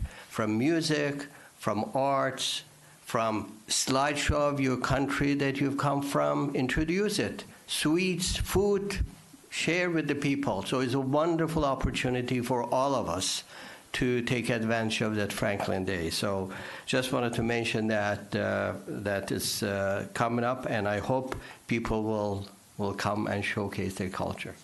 That's what I have. And also a couple of other things. So we're going to have the Advisory Board of Health annual presentation to the council on June 24. So please come. You'll be pleased to hear from the chair of Advisory Board of Health, which I also am the liaison, about the accomplishments and also the goal for the rest of the year. We also had the senior citizen meeting, and Mr. Manager, I heard quite a bit complain about some of the projects that's not being done, so I've connected with Carl. There's a big list that we have. Yes, you and I will talk about that offline. All right. Because So- I need to be notified by you. Okay.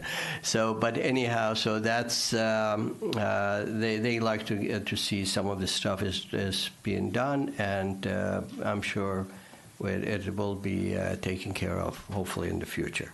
That's what I have, Mr. Mayor. Thank you. Deputy Mayor Udine. Thank you, Mayor. Just a few things that I had. So May 30th, this Friday, I will be at Canal Walk.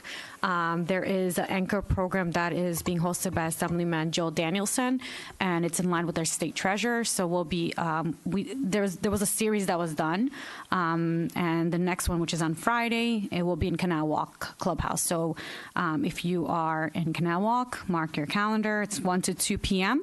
That's all around property tax relief program. If you have questions around taxes, anything specific for the treasurer, they will be there, and they encourage people to ask questions as they are going live with their slideshow. So again, May 30th at Canal Walk from 1 to 2 p.m. June 4th, now moving out to June 4th, I will be in Somerset Run. There is a seminar that's happening in Somerset Run for estate planning with guest speaker Tina Jola. So we will be there. For that event, if there's someone that's interested that would like to be at Somerset Run for that specific seminar, please let me know, and I'll add you to my guest list. So that takes me to the health fair series that I spoke about last council meeting, and there were some questions that came up as, you know, what is this health series, health fair series? And it's the non-traditional, which means we're not doing like a vendor booth. We are strictly going to like more seminar-based, educating the residents and talking specifically about things that formed an interest from a lot of the residents. So the feedback came out from the residents to myself and the staff as we were talking to people. And so the first one starting in July is around bone density in July 30th. So you'll start seeing more programs rolling out, and I'll start talking about it as it gets closer. So July 30th, bone density. July 31st, we're doing anxiety workshop. So there's a lot of things that are happening, and I know a lot of folks have mentioned and provided feedback. So I want to thank everyone that's been working on putting this together, but we are not looking at a traditional vendor booth where we get 50 vendors coming in and just set tables and they give free, you know, stress balls or water bottles. We're looking at really educating the residents, and I think that's more meaningful because that way you could do more takeaways and understand what's important to you, and you get to choose what workshop you want. So if you can't make it to all, you want specific ones, that way you're able to join the ones that matter to you. And it's all going to happen at the senior center, so it's a common space. We're trying to look for timing that works during the day, so it's not so much in the evening. It's something that works out for everyone. We spoke a lot about culture and diversity, so I won't get into the stuff that's happening. I think we all kind of spoke about that. We spoke about the traffic study. I want to mention that, you know, that's the reason why we did a traffic study, right? We all approved that ordinance, and we paid some third-party vendor to run that study, so give better understanding of what's happening in town.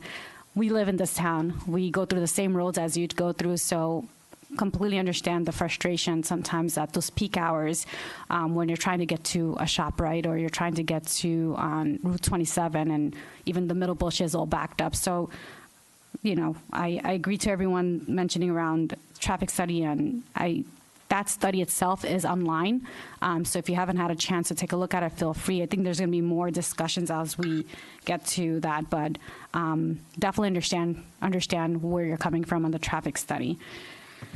Last thing I do want to mention is, you know, I have a neighbor, Billy, and I want to give a shout out to him. He is actually right now took his dog, Jenny, to doctor, and, you know, sad news.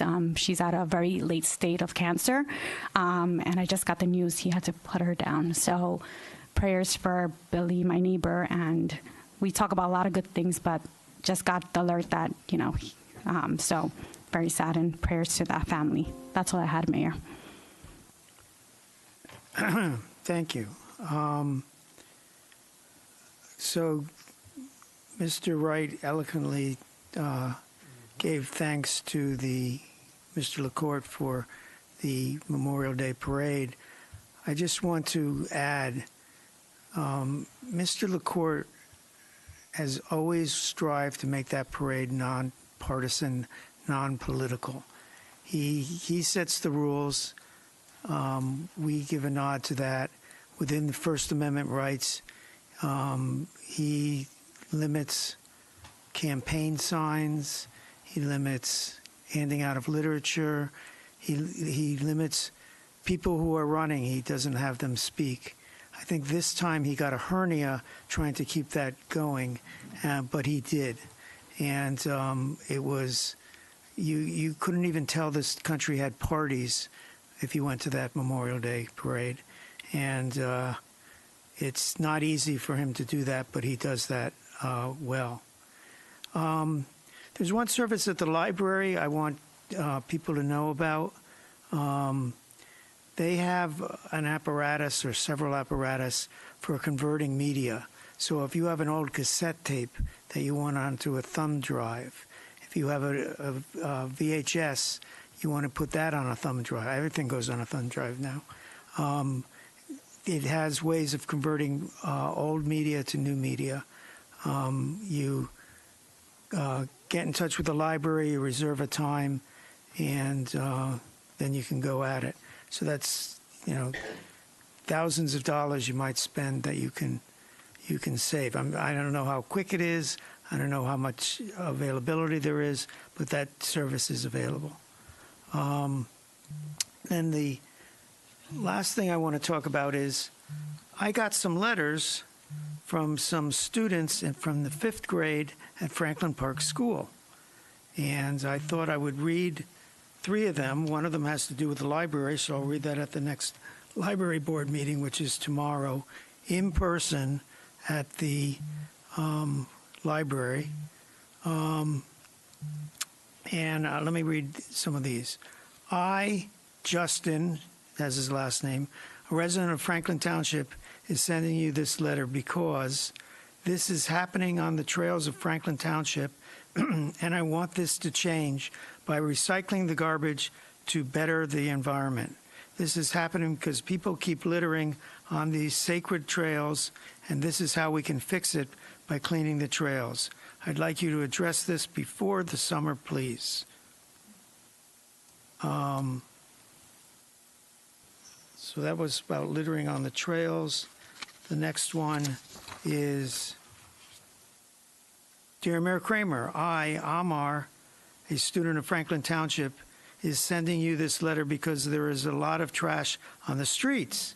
This is happening due to careless citizens of the town, trash such as empty soda cans, empty water bottles, and cigarette filters.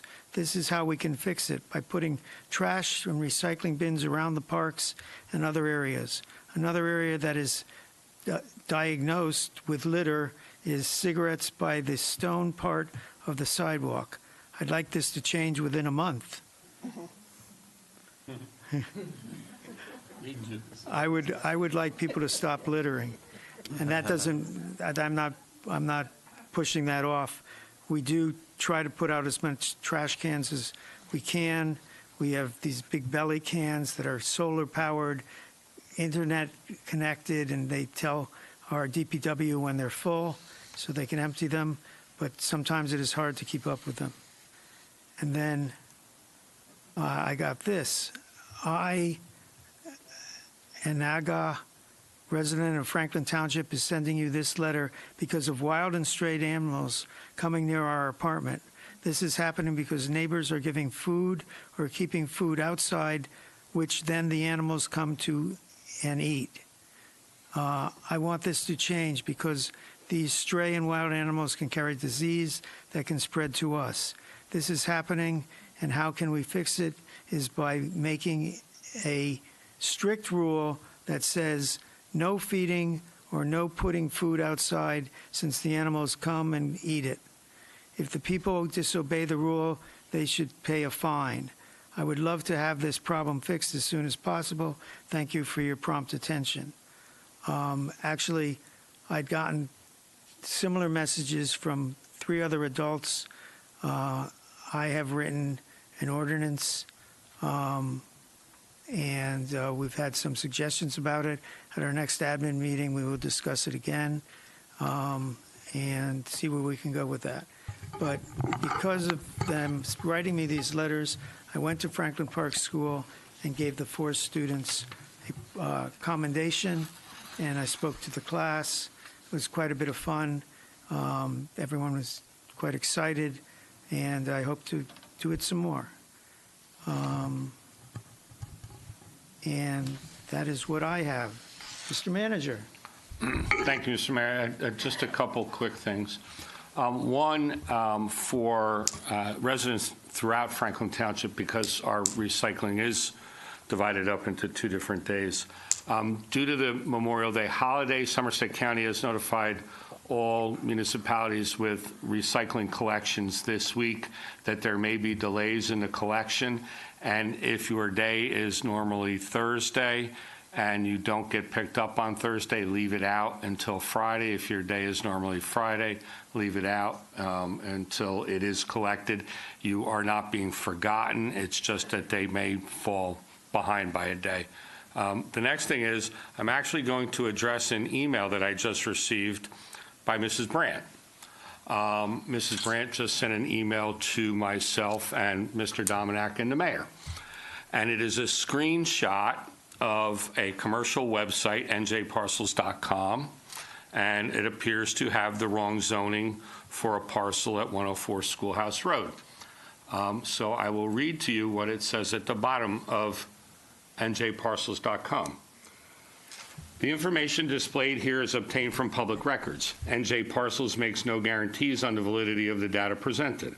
Information should be independently confirmed, and you use the information displayed here at your own risk. NJ Parcels is not a consumer reporting agency per the Fair Credit Reporting Act, and NJ Parcels is not a title search company. And if you go to the Township website, and you go to the home page, and at the top click on interactive map and go to the legend on the left and click zoning, you will find that that parcel that is listed as ROL, which actually no longer exists in the Franklin Township zoning code, is actually listed as BI. So therefore, I would not rely on any data that I were to obtain from the internet unless it's from a reliable source. And I certainly would not consider NJ Parcels a reliable source. In fact, if you go to the NJ Parcels website right now, you can also book a cruise on Royal Caribbean and get an account with US Bank. So it's a commercial website. It's not valid for any type of legitimate research. Use your municipal website, use your municipal zoning map, not some website called NJ Parcels. So thank you, Mr. Mayor. Ms. Brandt, you know the rules. Mr. Mayor? Yes. I just want to add something quick if the manager was finished. Okay. I said thank you, Okay. Mr. Mayor. Okay, I didn't hear you. No, and thank you for the update. I just want to piggyback. You made me think again of Memorial Day. Yes, Bob LaCourte handles it in a very pure and accommodating way. I just want to mention our own PJ Parker. They're their half of Franklin reporter and advocate. I can't remember the student's name, but there was 2 beautiful songs sang there at that Memorial Day parade that were really heart-wrenching, and I just recommend anybody watch that service, or whatever you want to call it, the ceremony.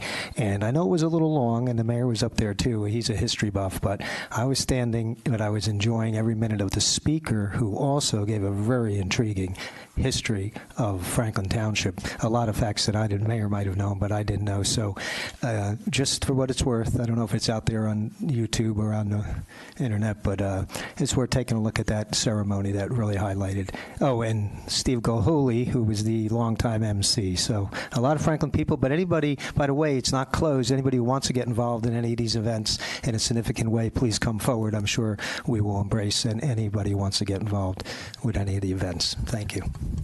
Okay, thank you. No council discussion item, though I feel like we've had it. Approval of the minutes, there are none. Time to pay the bills. Warrants in the amount of $3,118,326.38 on May 27th, 2025 are presented to the Township Council for payment. To have a motion on the warrants. So moved. Seconded. Moved and seconded. Anyone like to pull an item, discuss an item? Madam Clerk.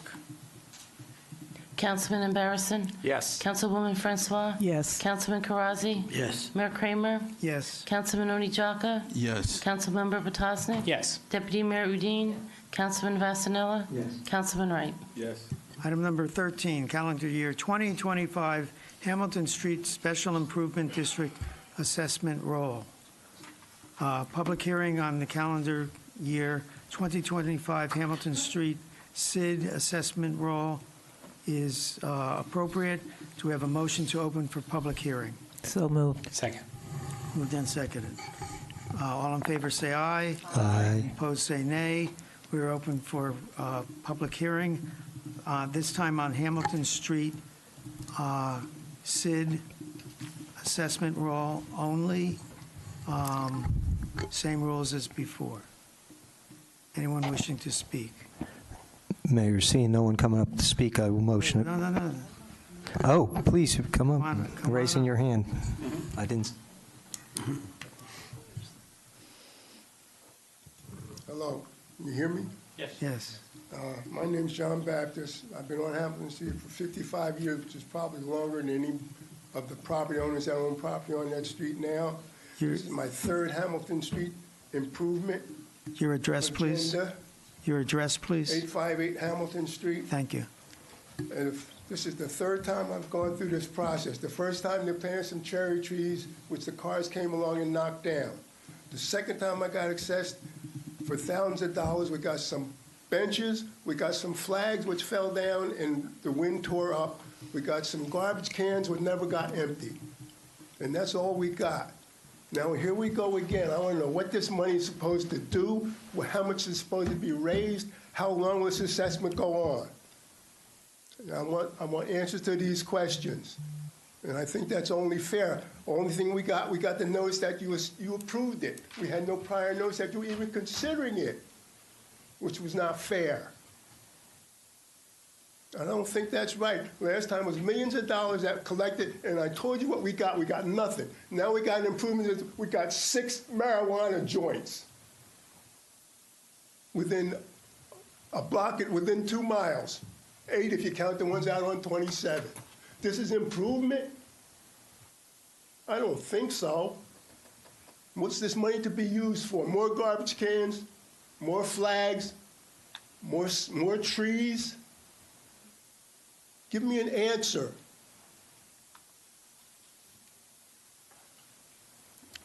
Anyone else?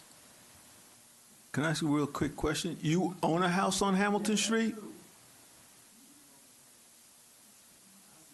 Did she just say that? It's a business, not a house, Councilman. Okay. That's what I missed. Come on up.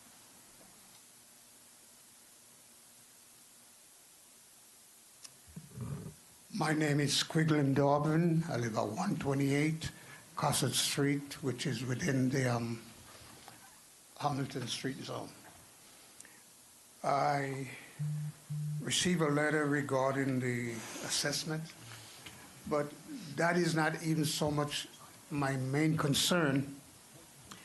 Is what impact does the assessment have on the private homes, especially off Hamilton Street? I'm on Cosset Street. Number 2, like the gentleman said, there are dispensaries that put up all over Hamilton Street, which is not good for our children. We've been fighting this situation. We see it in Edgemere, where drugs have been infested and a problem, and now we're making it legal on Hamilton Street. This is not good, and I'd like if somebody would address that problem, please. Sir, just so you know, your assessment is 0. It has no impact on you. You're a private homeowner, and there is no monetary assessment on your property. It's just that your property falls within the special improvement district based on the limits that were set many, many years ago as to where the limits of the special improvement district are. It's basically one block in from Hamilton Street on both sides of Hamilton Street, so you have no assessment. You are not, no private residences are assessed for the improvement district. It's zero. I'm looking at the assessment chart right here. As to the second question that I talked about was the amount of dispensaries, which it seems like there's no limit because they're popping up everywhere. And this is not good for our children. That's something that that's the council would have to address that. Well, anyone else wishing to speak? We're gonna do this the same way as we do council general comments. We're not gonna answer until we're done. Hello everyone, good evening. My name is Jagdish Patel. I'm from 921 Hamilton Street, Somerset, New Jersey. I want to know that I spend around $18,000 to $20,000 past. Is there any counselor or anyone come to that address and check it out? Is there any development happen? Why I spend $18,000 to $20,000? And second things that still you want to go again that things. My suggestion, you have to stop that nonsense because there is no way you can spend that kind of money and doing nothing. Just sometime I figure out a couple of benches, not on my place, and garbage can. That's it. We're spending $18,000 to $20,000 for that reason. You supposed to be look when we spending the money. They go to the worth or not. If not worth it, then stop that all things. They put the light, no make sense. What is the light? You cannot read or you cannot walk from there. That's all. Look over there and what you need on $18,000 to $20,000.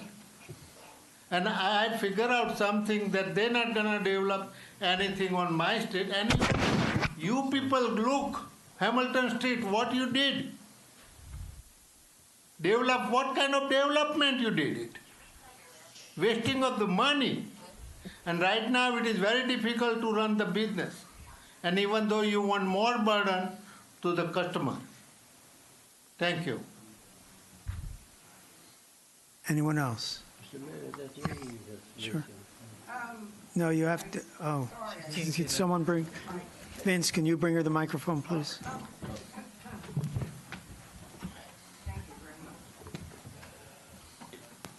I just want to bring it to the Yeah, name and address, of the council. Ma'am, name and address, please. Pardon? Oh, Julie Higgins, Route 518. Says it's Princeton, but we're really not Princeton. But years ago, we had a whole issue with a pipeline that wants to come through our property. Everybody thought it was over, and they went away, Ms. but they're Higgins, back. Ms. Higgins, I'm sorry, and we spoke earlier today. This is about Hamilton Street. The general comment time was earlier today. It was the first public session that we had. I feel very badly but I've got to follow the rules. I know you came here especially to talk about the pipeline, and I'll be happy to talk with you more about it after the meeting, but I can't do that. Yeah, I wanted to see the copy of the letter that you got. What she's talking about is she's gotten a letter from Williams Transco. They're talking about the gas pump station again. We think, we don't know, but I'm sorry, back to the Hamilton Street. Anyone else wishing to speak about Hamilton Street? I'm sorry, ma'am. Hello. Good evening, everyone. My name is Yatin Patel, and we own the 653 Hamilton Street and we own 645 Hamilton Street. And I never come in the meeting. I just first time I came and I see the letter came in the mail. There's like a CY 2025 special assessment. So I don't even know what is that assessment and where they're gonna invest the money. But in my house, they put the zero money, and like only the 653, they put like $71.94. So there's, I have no idea what is that for the money for the assessment. So you want to know what that money is for? So you're in a special improvement district, and that money can only be spent on improvements within the special improvement district. It's been used for things like tree planting, sidewalk replacement, street lighting, banners. The events that occur on Hamilton Street are funded out of that. And I know there's a number of people here, and I just want to remind council, up until 2014, the Hamilton Street Business District was a corporation that did the annual assessments for the Special Improvement District. In 2014, council took over the responsibilities of that. Since 2014, there has been no assessment. So 2014 was the last year for an assessment. And since then, there have been none. So in the last 10 years, there have been no assessments to fund any of the projects along Hamilton Street. This SID budget calls for an assessment of $34,268.34. The way that that's calculated is just based on the assessed value of your property times a multiplier. This multiplier to get to that number is 0.0002004 cents per hundred. Yes, that residential properties are not assessed as part of the only commercial properties.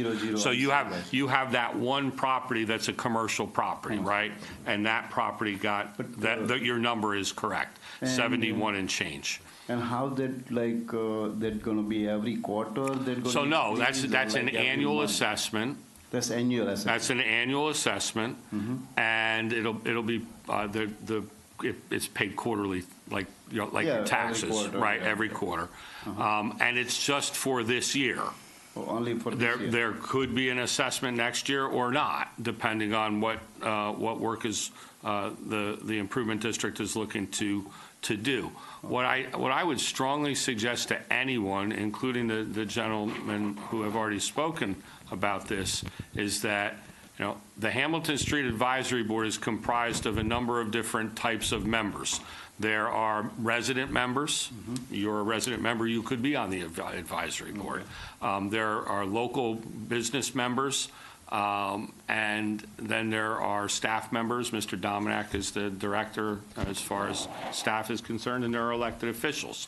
If you want to know what's happening in the Hamilton Street District, you can attend the meetings. Okay. The meetings are held here in this room, right? You're generally in this room. Every they're usually now they've gone to quarterly meetings, but certainly what I would say is that you should speak to Mr. Dominic, who's the director, and he can give you information that would maybe help you in understanding the things that are being done and what's going to be done in the future. Yes, absolutely. Oh, okay. So, but yes, it is just an annual assessment, and it's this year's assessment. Like I said, that may not be the case next year, or it could be less, it could be more, it could be none. And it's going to be effect for the residential house next year, or no? It's never for houses. No, it's always only just for commercial, and that's by by design. It's intended for commercial assessments for the improvement of the shopping district along Hamilton Street. But the couple gentlemen told that they have a lot of dispensary stores over there and getting and they're getting an assessment too. Any building that's a commercial property gets an assessment. Yes. Okay. Thank you very much. You're welcome. Miss.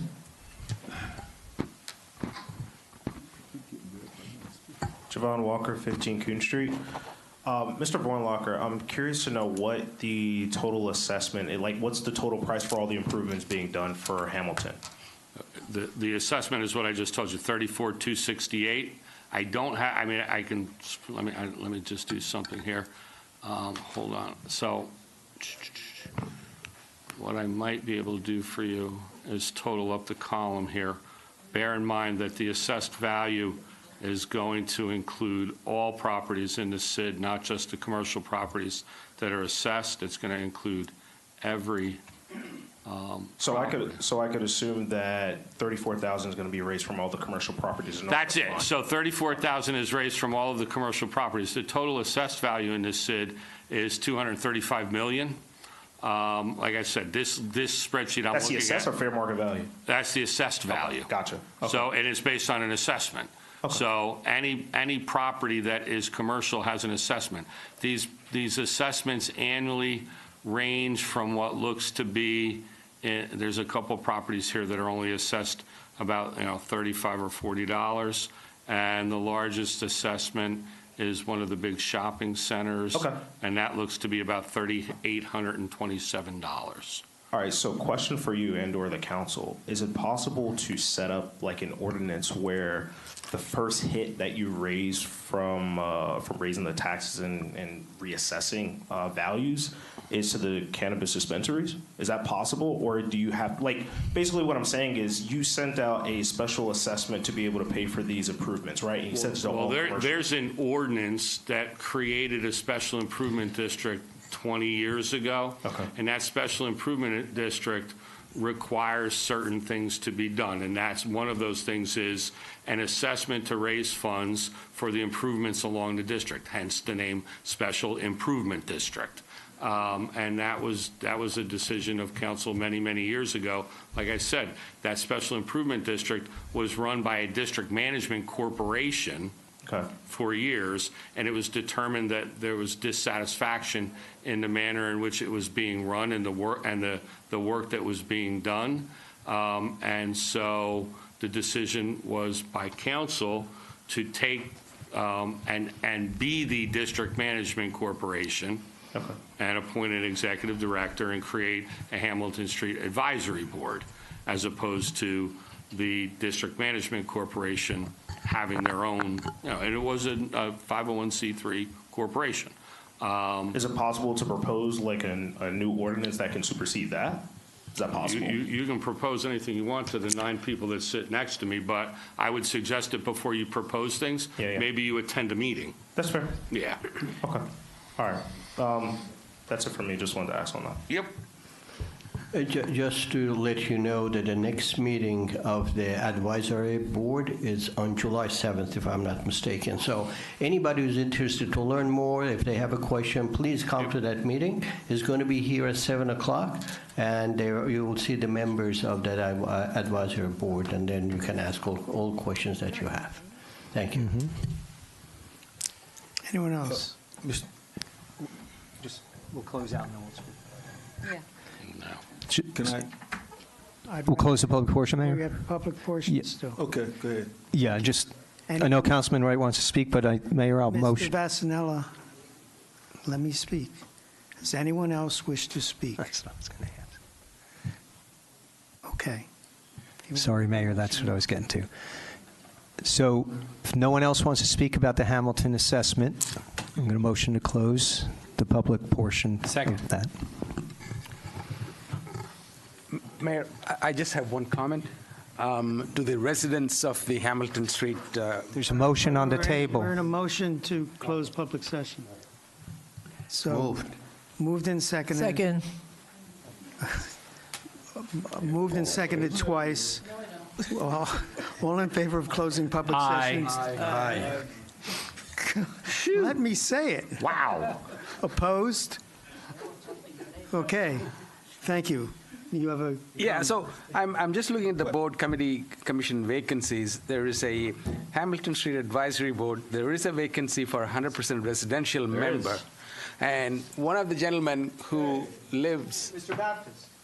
Who lives in the street as a Mr. and Bass? has a residence, I would ask you become a member of the Hamilton That would Street be the Advisory gentleman Board. that I was just talking to. That's why I said it. Yes, there is a vacancy, so you can become a member. Yes, sir. 3 vacancies.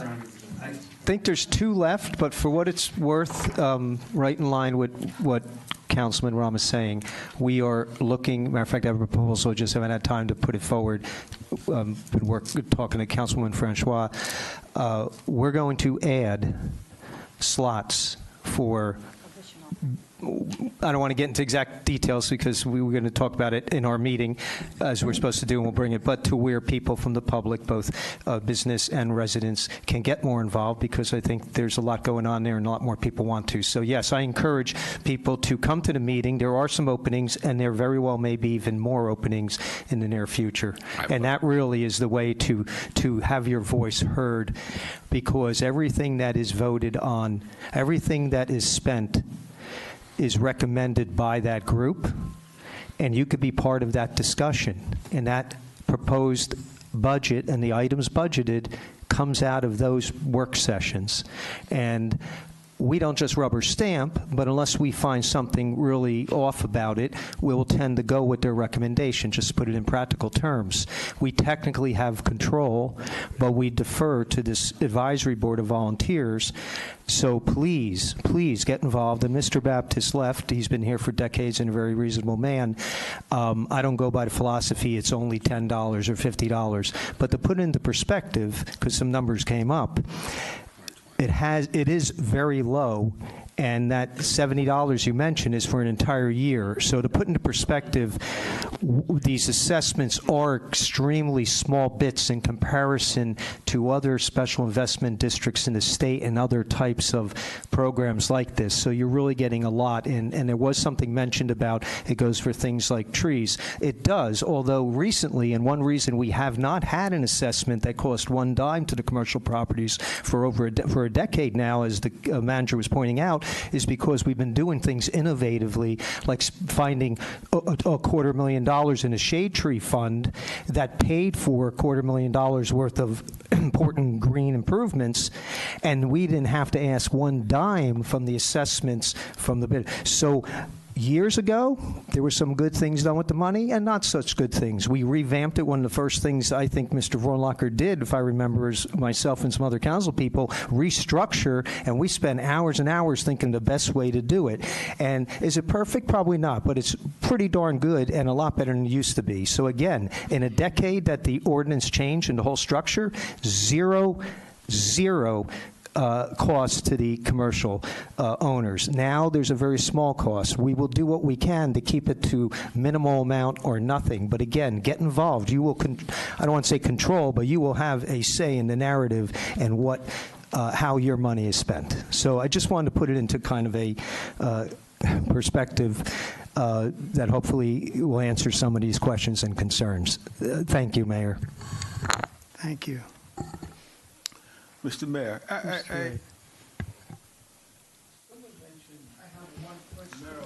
No, it's no. Microphone, Councilman. Somebody mentioned cannabis, and I want to address that issue right quick. We didn't see it coming.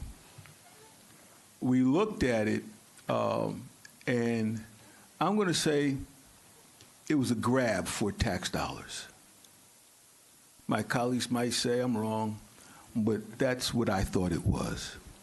And we didn't see the amount of cannabis shops coming. Now, should we have capped it earlier? Yes, but it didn't happen.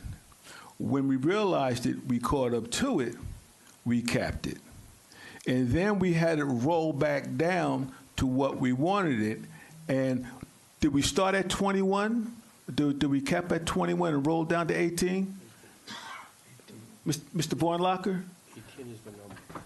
It's 18. We've capped it at 18, yes. Well, okay. And I'm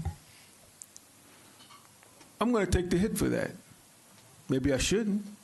Now, as far as looking at that cannabis situation, I don't like it. It's here. And I have to put my hands around it to strangle it, because yes, we do have it here. Yes, they are on the side street. And yes, unfortunately, there are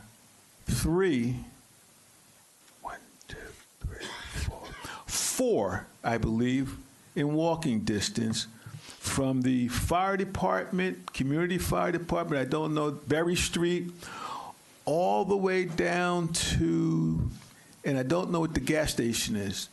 Mr. Dominic, what is the gas station on Hamilton Street? The last one across the street from what I think is the Korean church. You're talking about the BP Amico? Yeah. That's Shevchenko and Hamilton Street. Between that stretch, there's probably four. There are four of them there, and two of them you can just like walk out of one and walk into the other store. And what we're looking for is attrition. Not everybody can survive being right next door to each other. Somebody has to go. It's the law of economics. You know how people want to start at the far ends, but they get greedy and they keep moving in. Before you know it, they side by side. Somebody got to go. And that's one thing that I'm looking for, to whittle them down. So I got to put myself in that position of just waiting for that to happen. It's going to be a while, but I got my finger on that switch. Now, again, tax dollars, again, didn't see it coming. We thought it was going to be one thing, and God forbid it turned out to be something else. I don't know what the tax dollars, what have we brought in so far? Do you know, Mr. Dominic? How much so far? I would say in 2023, I think it was $120,000, give or take, and in 2024, it was about $400,000. So we're up to about $520, and without speculation, without speculation, it will go up this year. There's other types of businesses that have come online that, besides dispensaries, where we'll also get tax money, cultivating and distribution businesses as well. There certainly is a saturation point. We've talked about that on a number of occasions, where regardless of the number of dispensaries you have, there's only so much demand. So I would imagine at some point, once we'll hit that saturation point. I think one has already closed, and I think that's probably because there was much anticipation that wasn't met as far as their business was concerned. That's what I'm looking at. And that's going to happen. Yeah. So with that in mind, I'm sorry, but blame it on me. I'll take the hit. My backyard, I said, 4-4, my backyard, and we're going to make do. But again, we just have to watch that marijuana. I thought it was going to end up like the liquor stores, being so far apart that you could handle it, but it didn't happen that way. We didn't see it that way. We didn't zone it that way, and I should have looked at it. But that's what happened to the marijuana. I want to make sure everybody knows where it came from, how it got there, so that when it comes time to actually put a finger on it, the finger's right over here. Thank you. Go ahead. So there's two things I want to say. I want to piggyback on what Councilman Wright said. Yes, the market is overly saturated, and we did put a cap because of that. And because of demand, some of them will close, because oversupply and under demand eliminates business. Number two, I want to say, I heard a lot here tonight about we're assessing you, and you want to know what's going on with the money. I also heard that, you're not too happy with the trees and the garbage cans. And we did put in cameras, what I think helped with security on that, on Hamilton Street. But what we need to hear, we've certainly mentioned that people need to get involved, and we want you to get involved. We need your input. But I think for those of us that are on the Hamilton Street Advisory Board, we need to listen to the complaints that we heard tonight, where we're assessing people, and they don't like what we're doing with the money that we have assessed them on, even though we haven't done an assessment in over 10 years. So we need to take that under advisement. There's 4 of us up here on the Hamilton Street Advisory Board. And, it is very unfortunate that we had so many cannabis businesses come to Hamilton Street, and that's why we put a cap. Like Councilman Rice said, we didn't foresee it was going to happen that way, but it's called free enterprise. So that's all I have to say, Mr. Mayor. Anyone else? No, and not that I want to sound defensive of what Councilwoman Francois just said, but the reality is that the voters of the state of New Jersey voted to legalize cannabis. The voters here in Franklin Township overwhelmingly voted to legalize cannabis. The decision was made by the governing body to allow cannabis dispensaries, and the Cannabis Regulatory Commission, throughout the early stages of licensing of cannabis facilities, made it known loud and clear often that towns would be limited to the number of cannabis dispensaries, and that, in a town our size, we should anticipate no more than 8 licenses. And I'm not talking about 8 dispensary licenses. I mean 8 licenses for any type of cannabis business. And what clearly happened was, while the state of New Jersey voters voted to pass cannabis and legalize cannabis, and municipalities where many municipalities where the voters overwhelmingly voted yes, chose not to allow for cannabis dispensaries in their towns. So these businesses were severely limited as to where they could go. And the Regulatory Commission went back on their word, bottom line. And they approved way more than we thought they ever would in a very short period of time. And, we did what we did, but I think that there was a lot of double cross. Let's put it that way. And once that happened, we realized that that's when we put a cap. Okay. So there was also a question of no prior notice. Mr. Dominic, do you want to address that? Well, notice goes out by the clerk makes notice to every property owner in the manner, in certified and regular mail. So that's the only way to do notice on any type of assessment. So every parcel in the SID that has an address attached to it received regular mail and certified mail. And did we do it at the times appropriate? Yes, it had to be Microphone. Microphone, Anne Marie. It had to be at least 10 days, and it was over 10 Okay. 10 days from what? from today. Yeah, Mayor, I think that's where some of the confusion comes, that some of the people here, and just put, this is important, I think they are suggesting they weren't notified prior to the Hamilton budget being sent to council or council voting to approve the budget.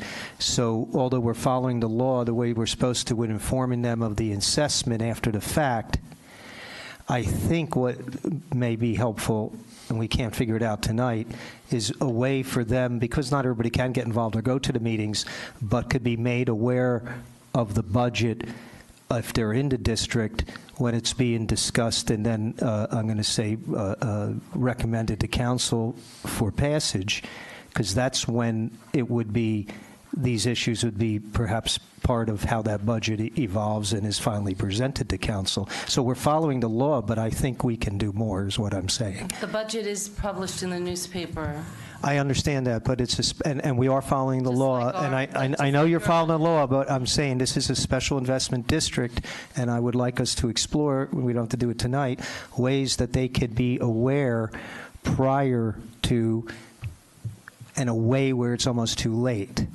So again, I just want to add that clarity, because I think that's where... It's not too late. If you voted no to the improvement district assessment, then you would have to go back and would have to... You're right, Mr. Vorlacher. I'm just saying from a practical standpoint. This is the end result. Right, yeah. but at a practical standpoint, we could have more constructive input as opposed to some upset or last-minute concerns brought to council as it's going through that process, which starts, I'm going to say, a few months back from where we're at now. So we're not going to solve it tonight, but again, I think we can come up with something, because it is a special assessment, that we notify the people that could actually end up having to pay additional taxes. So I'll just make one comment on that. There are a few things folks can do.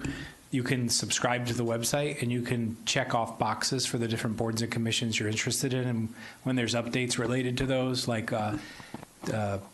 agendas, you can get a notice in your inbox, and you can click on it and see if there's anything of interest. So I think the technology is already there, and we have a lot of public notice requirements within the Public Open Meetings Act, and it's incumbent upon the affected folks to follow those. And this hearing of the budget is the official notice for it, but I don't think we need to pay an airplane to fly over the area to let them know it's happening. I would suggest folks to look into that. If you have questions, you can contact the clerk or the folks in the business office.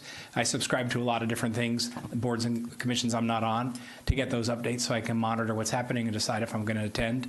It's a great reminder, and it's not AI, but it's a nice technological feature. Mr. Dominic, the question was asked, what is the money going to be used for?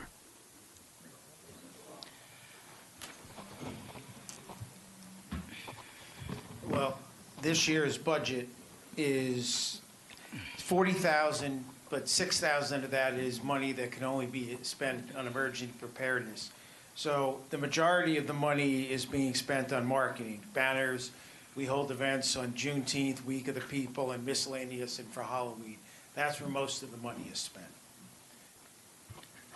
And that's every year. Most of the money is spent doing that. In the past, we've spent money on various studies.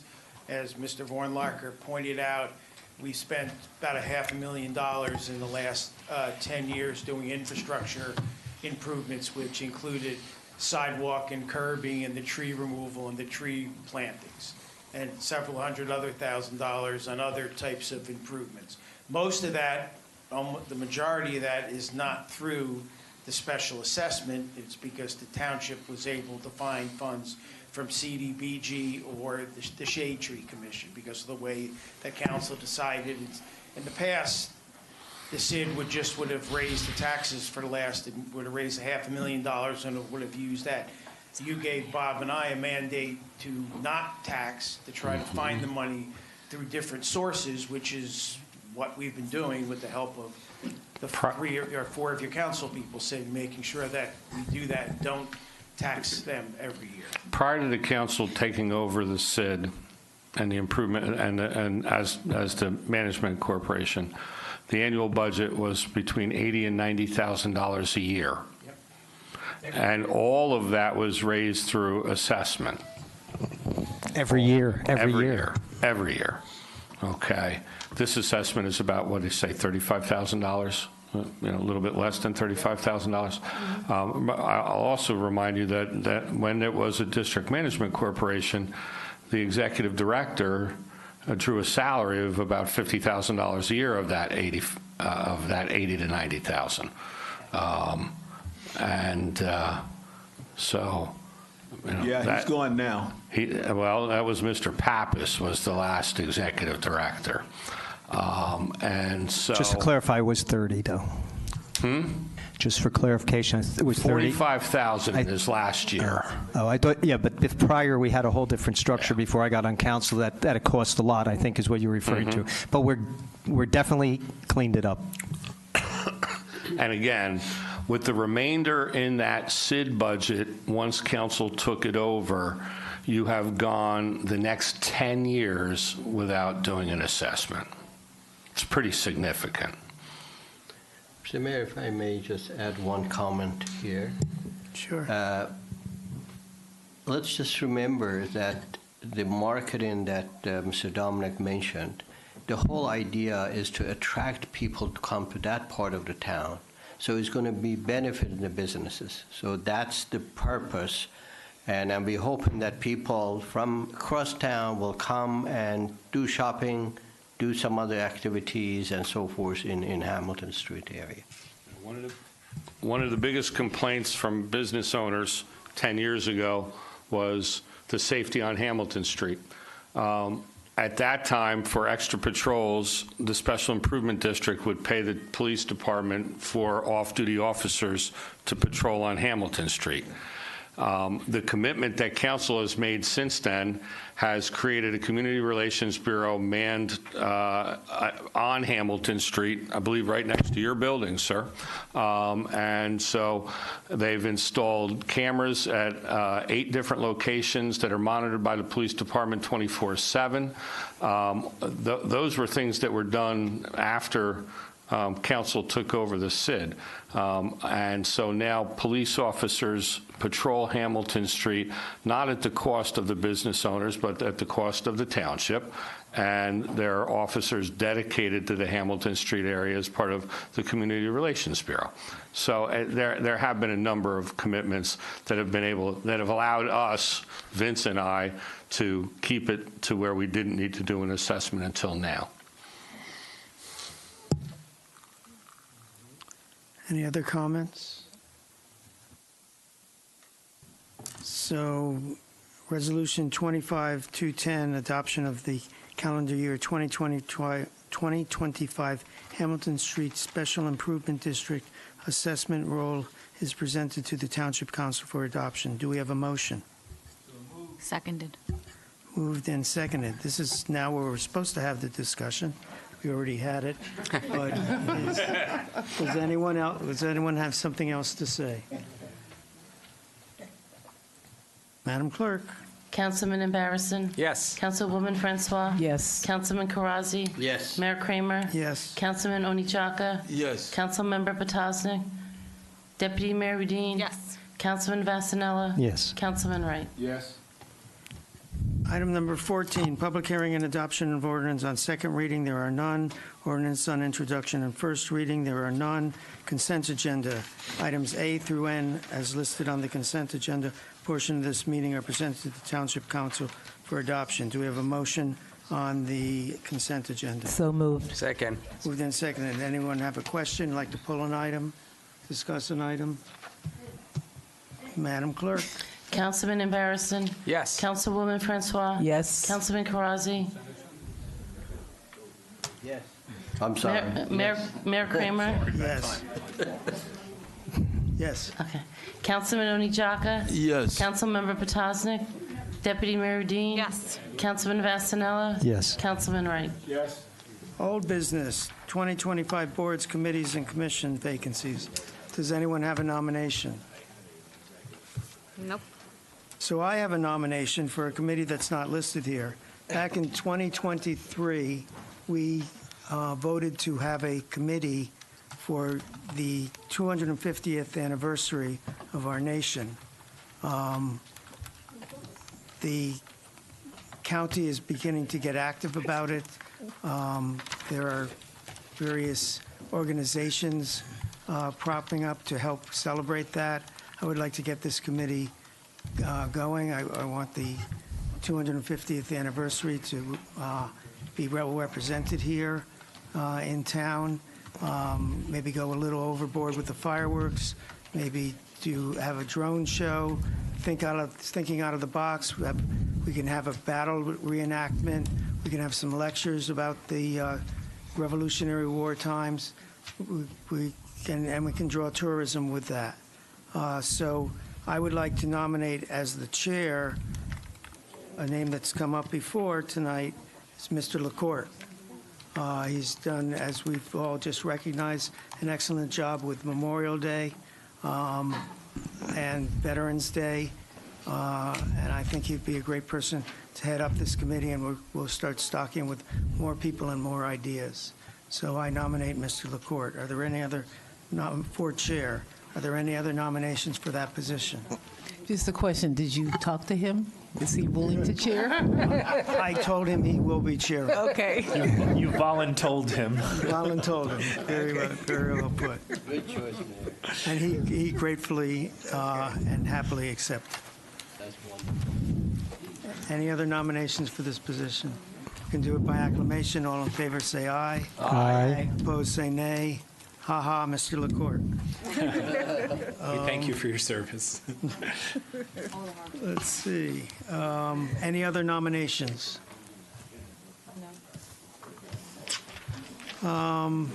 Executive session, there is none. Adjournment. Do we have a motion to adjourn? So moved. Seconded.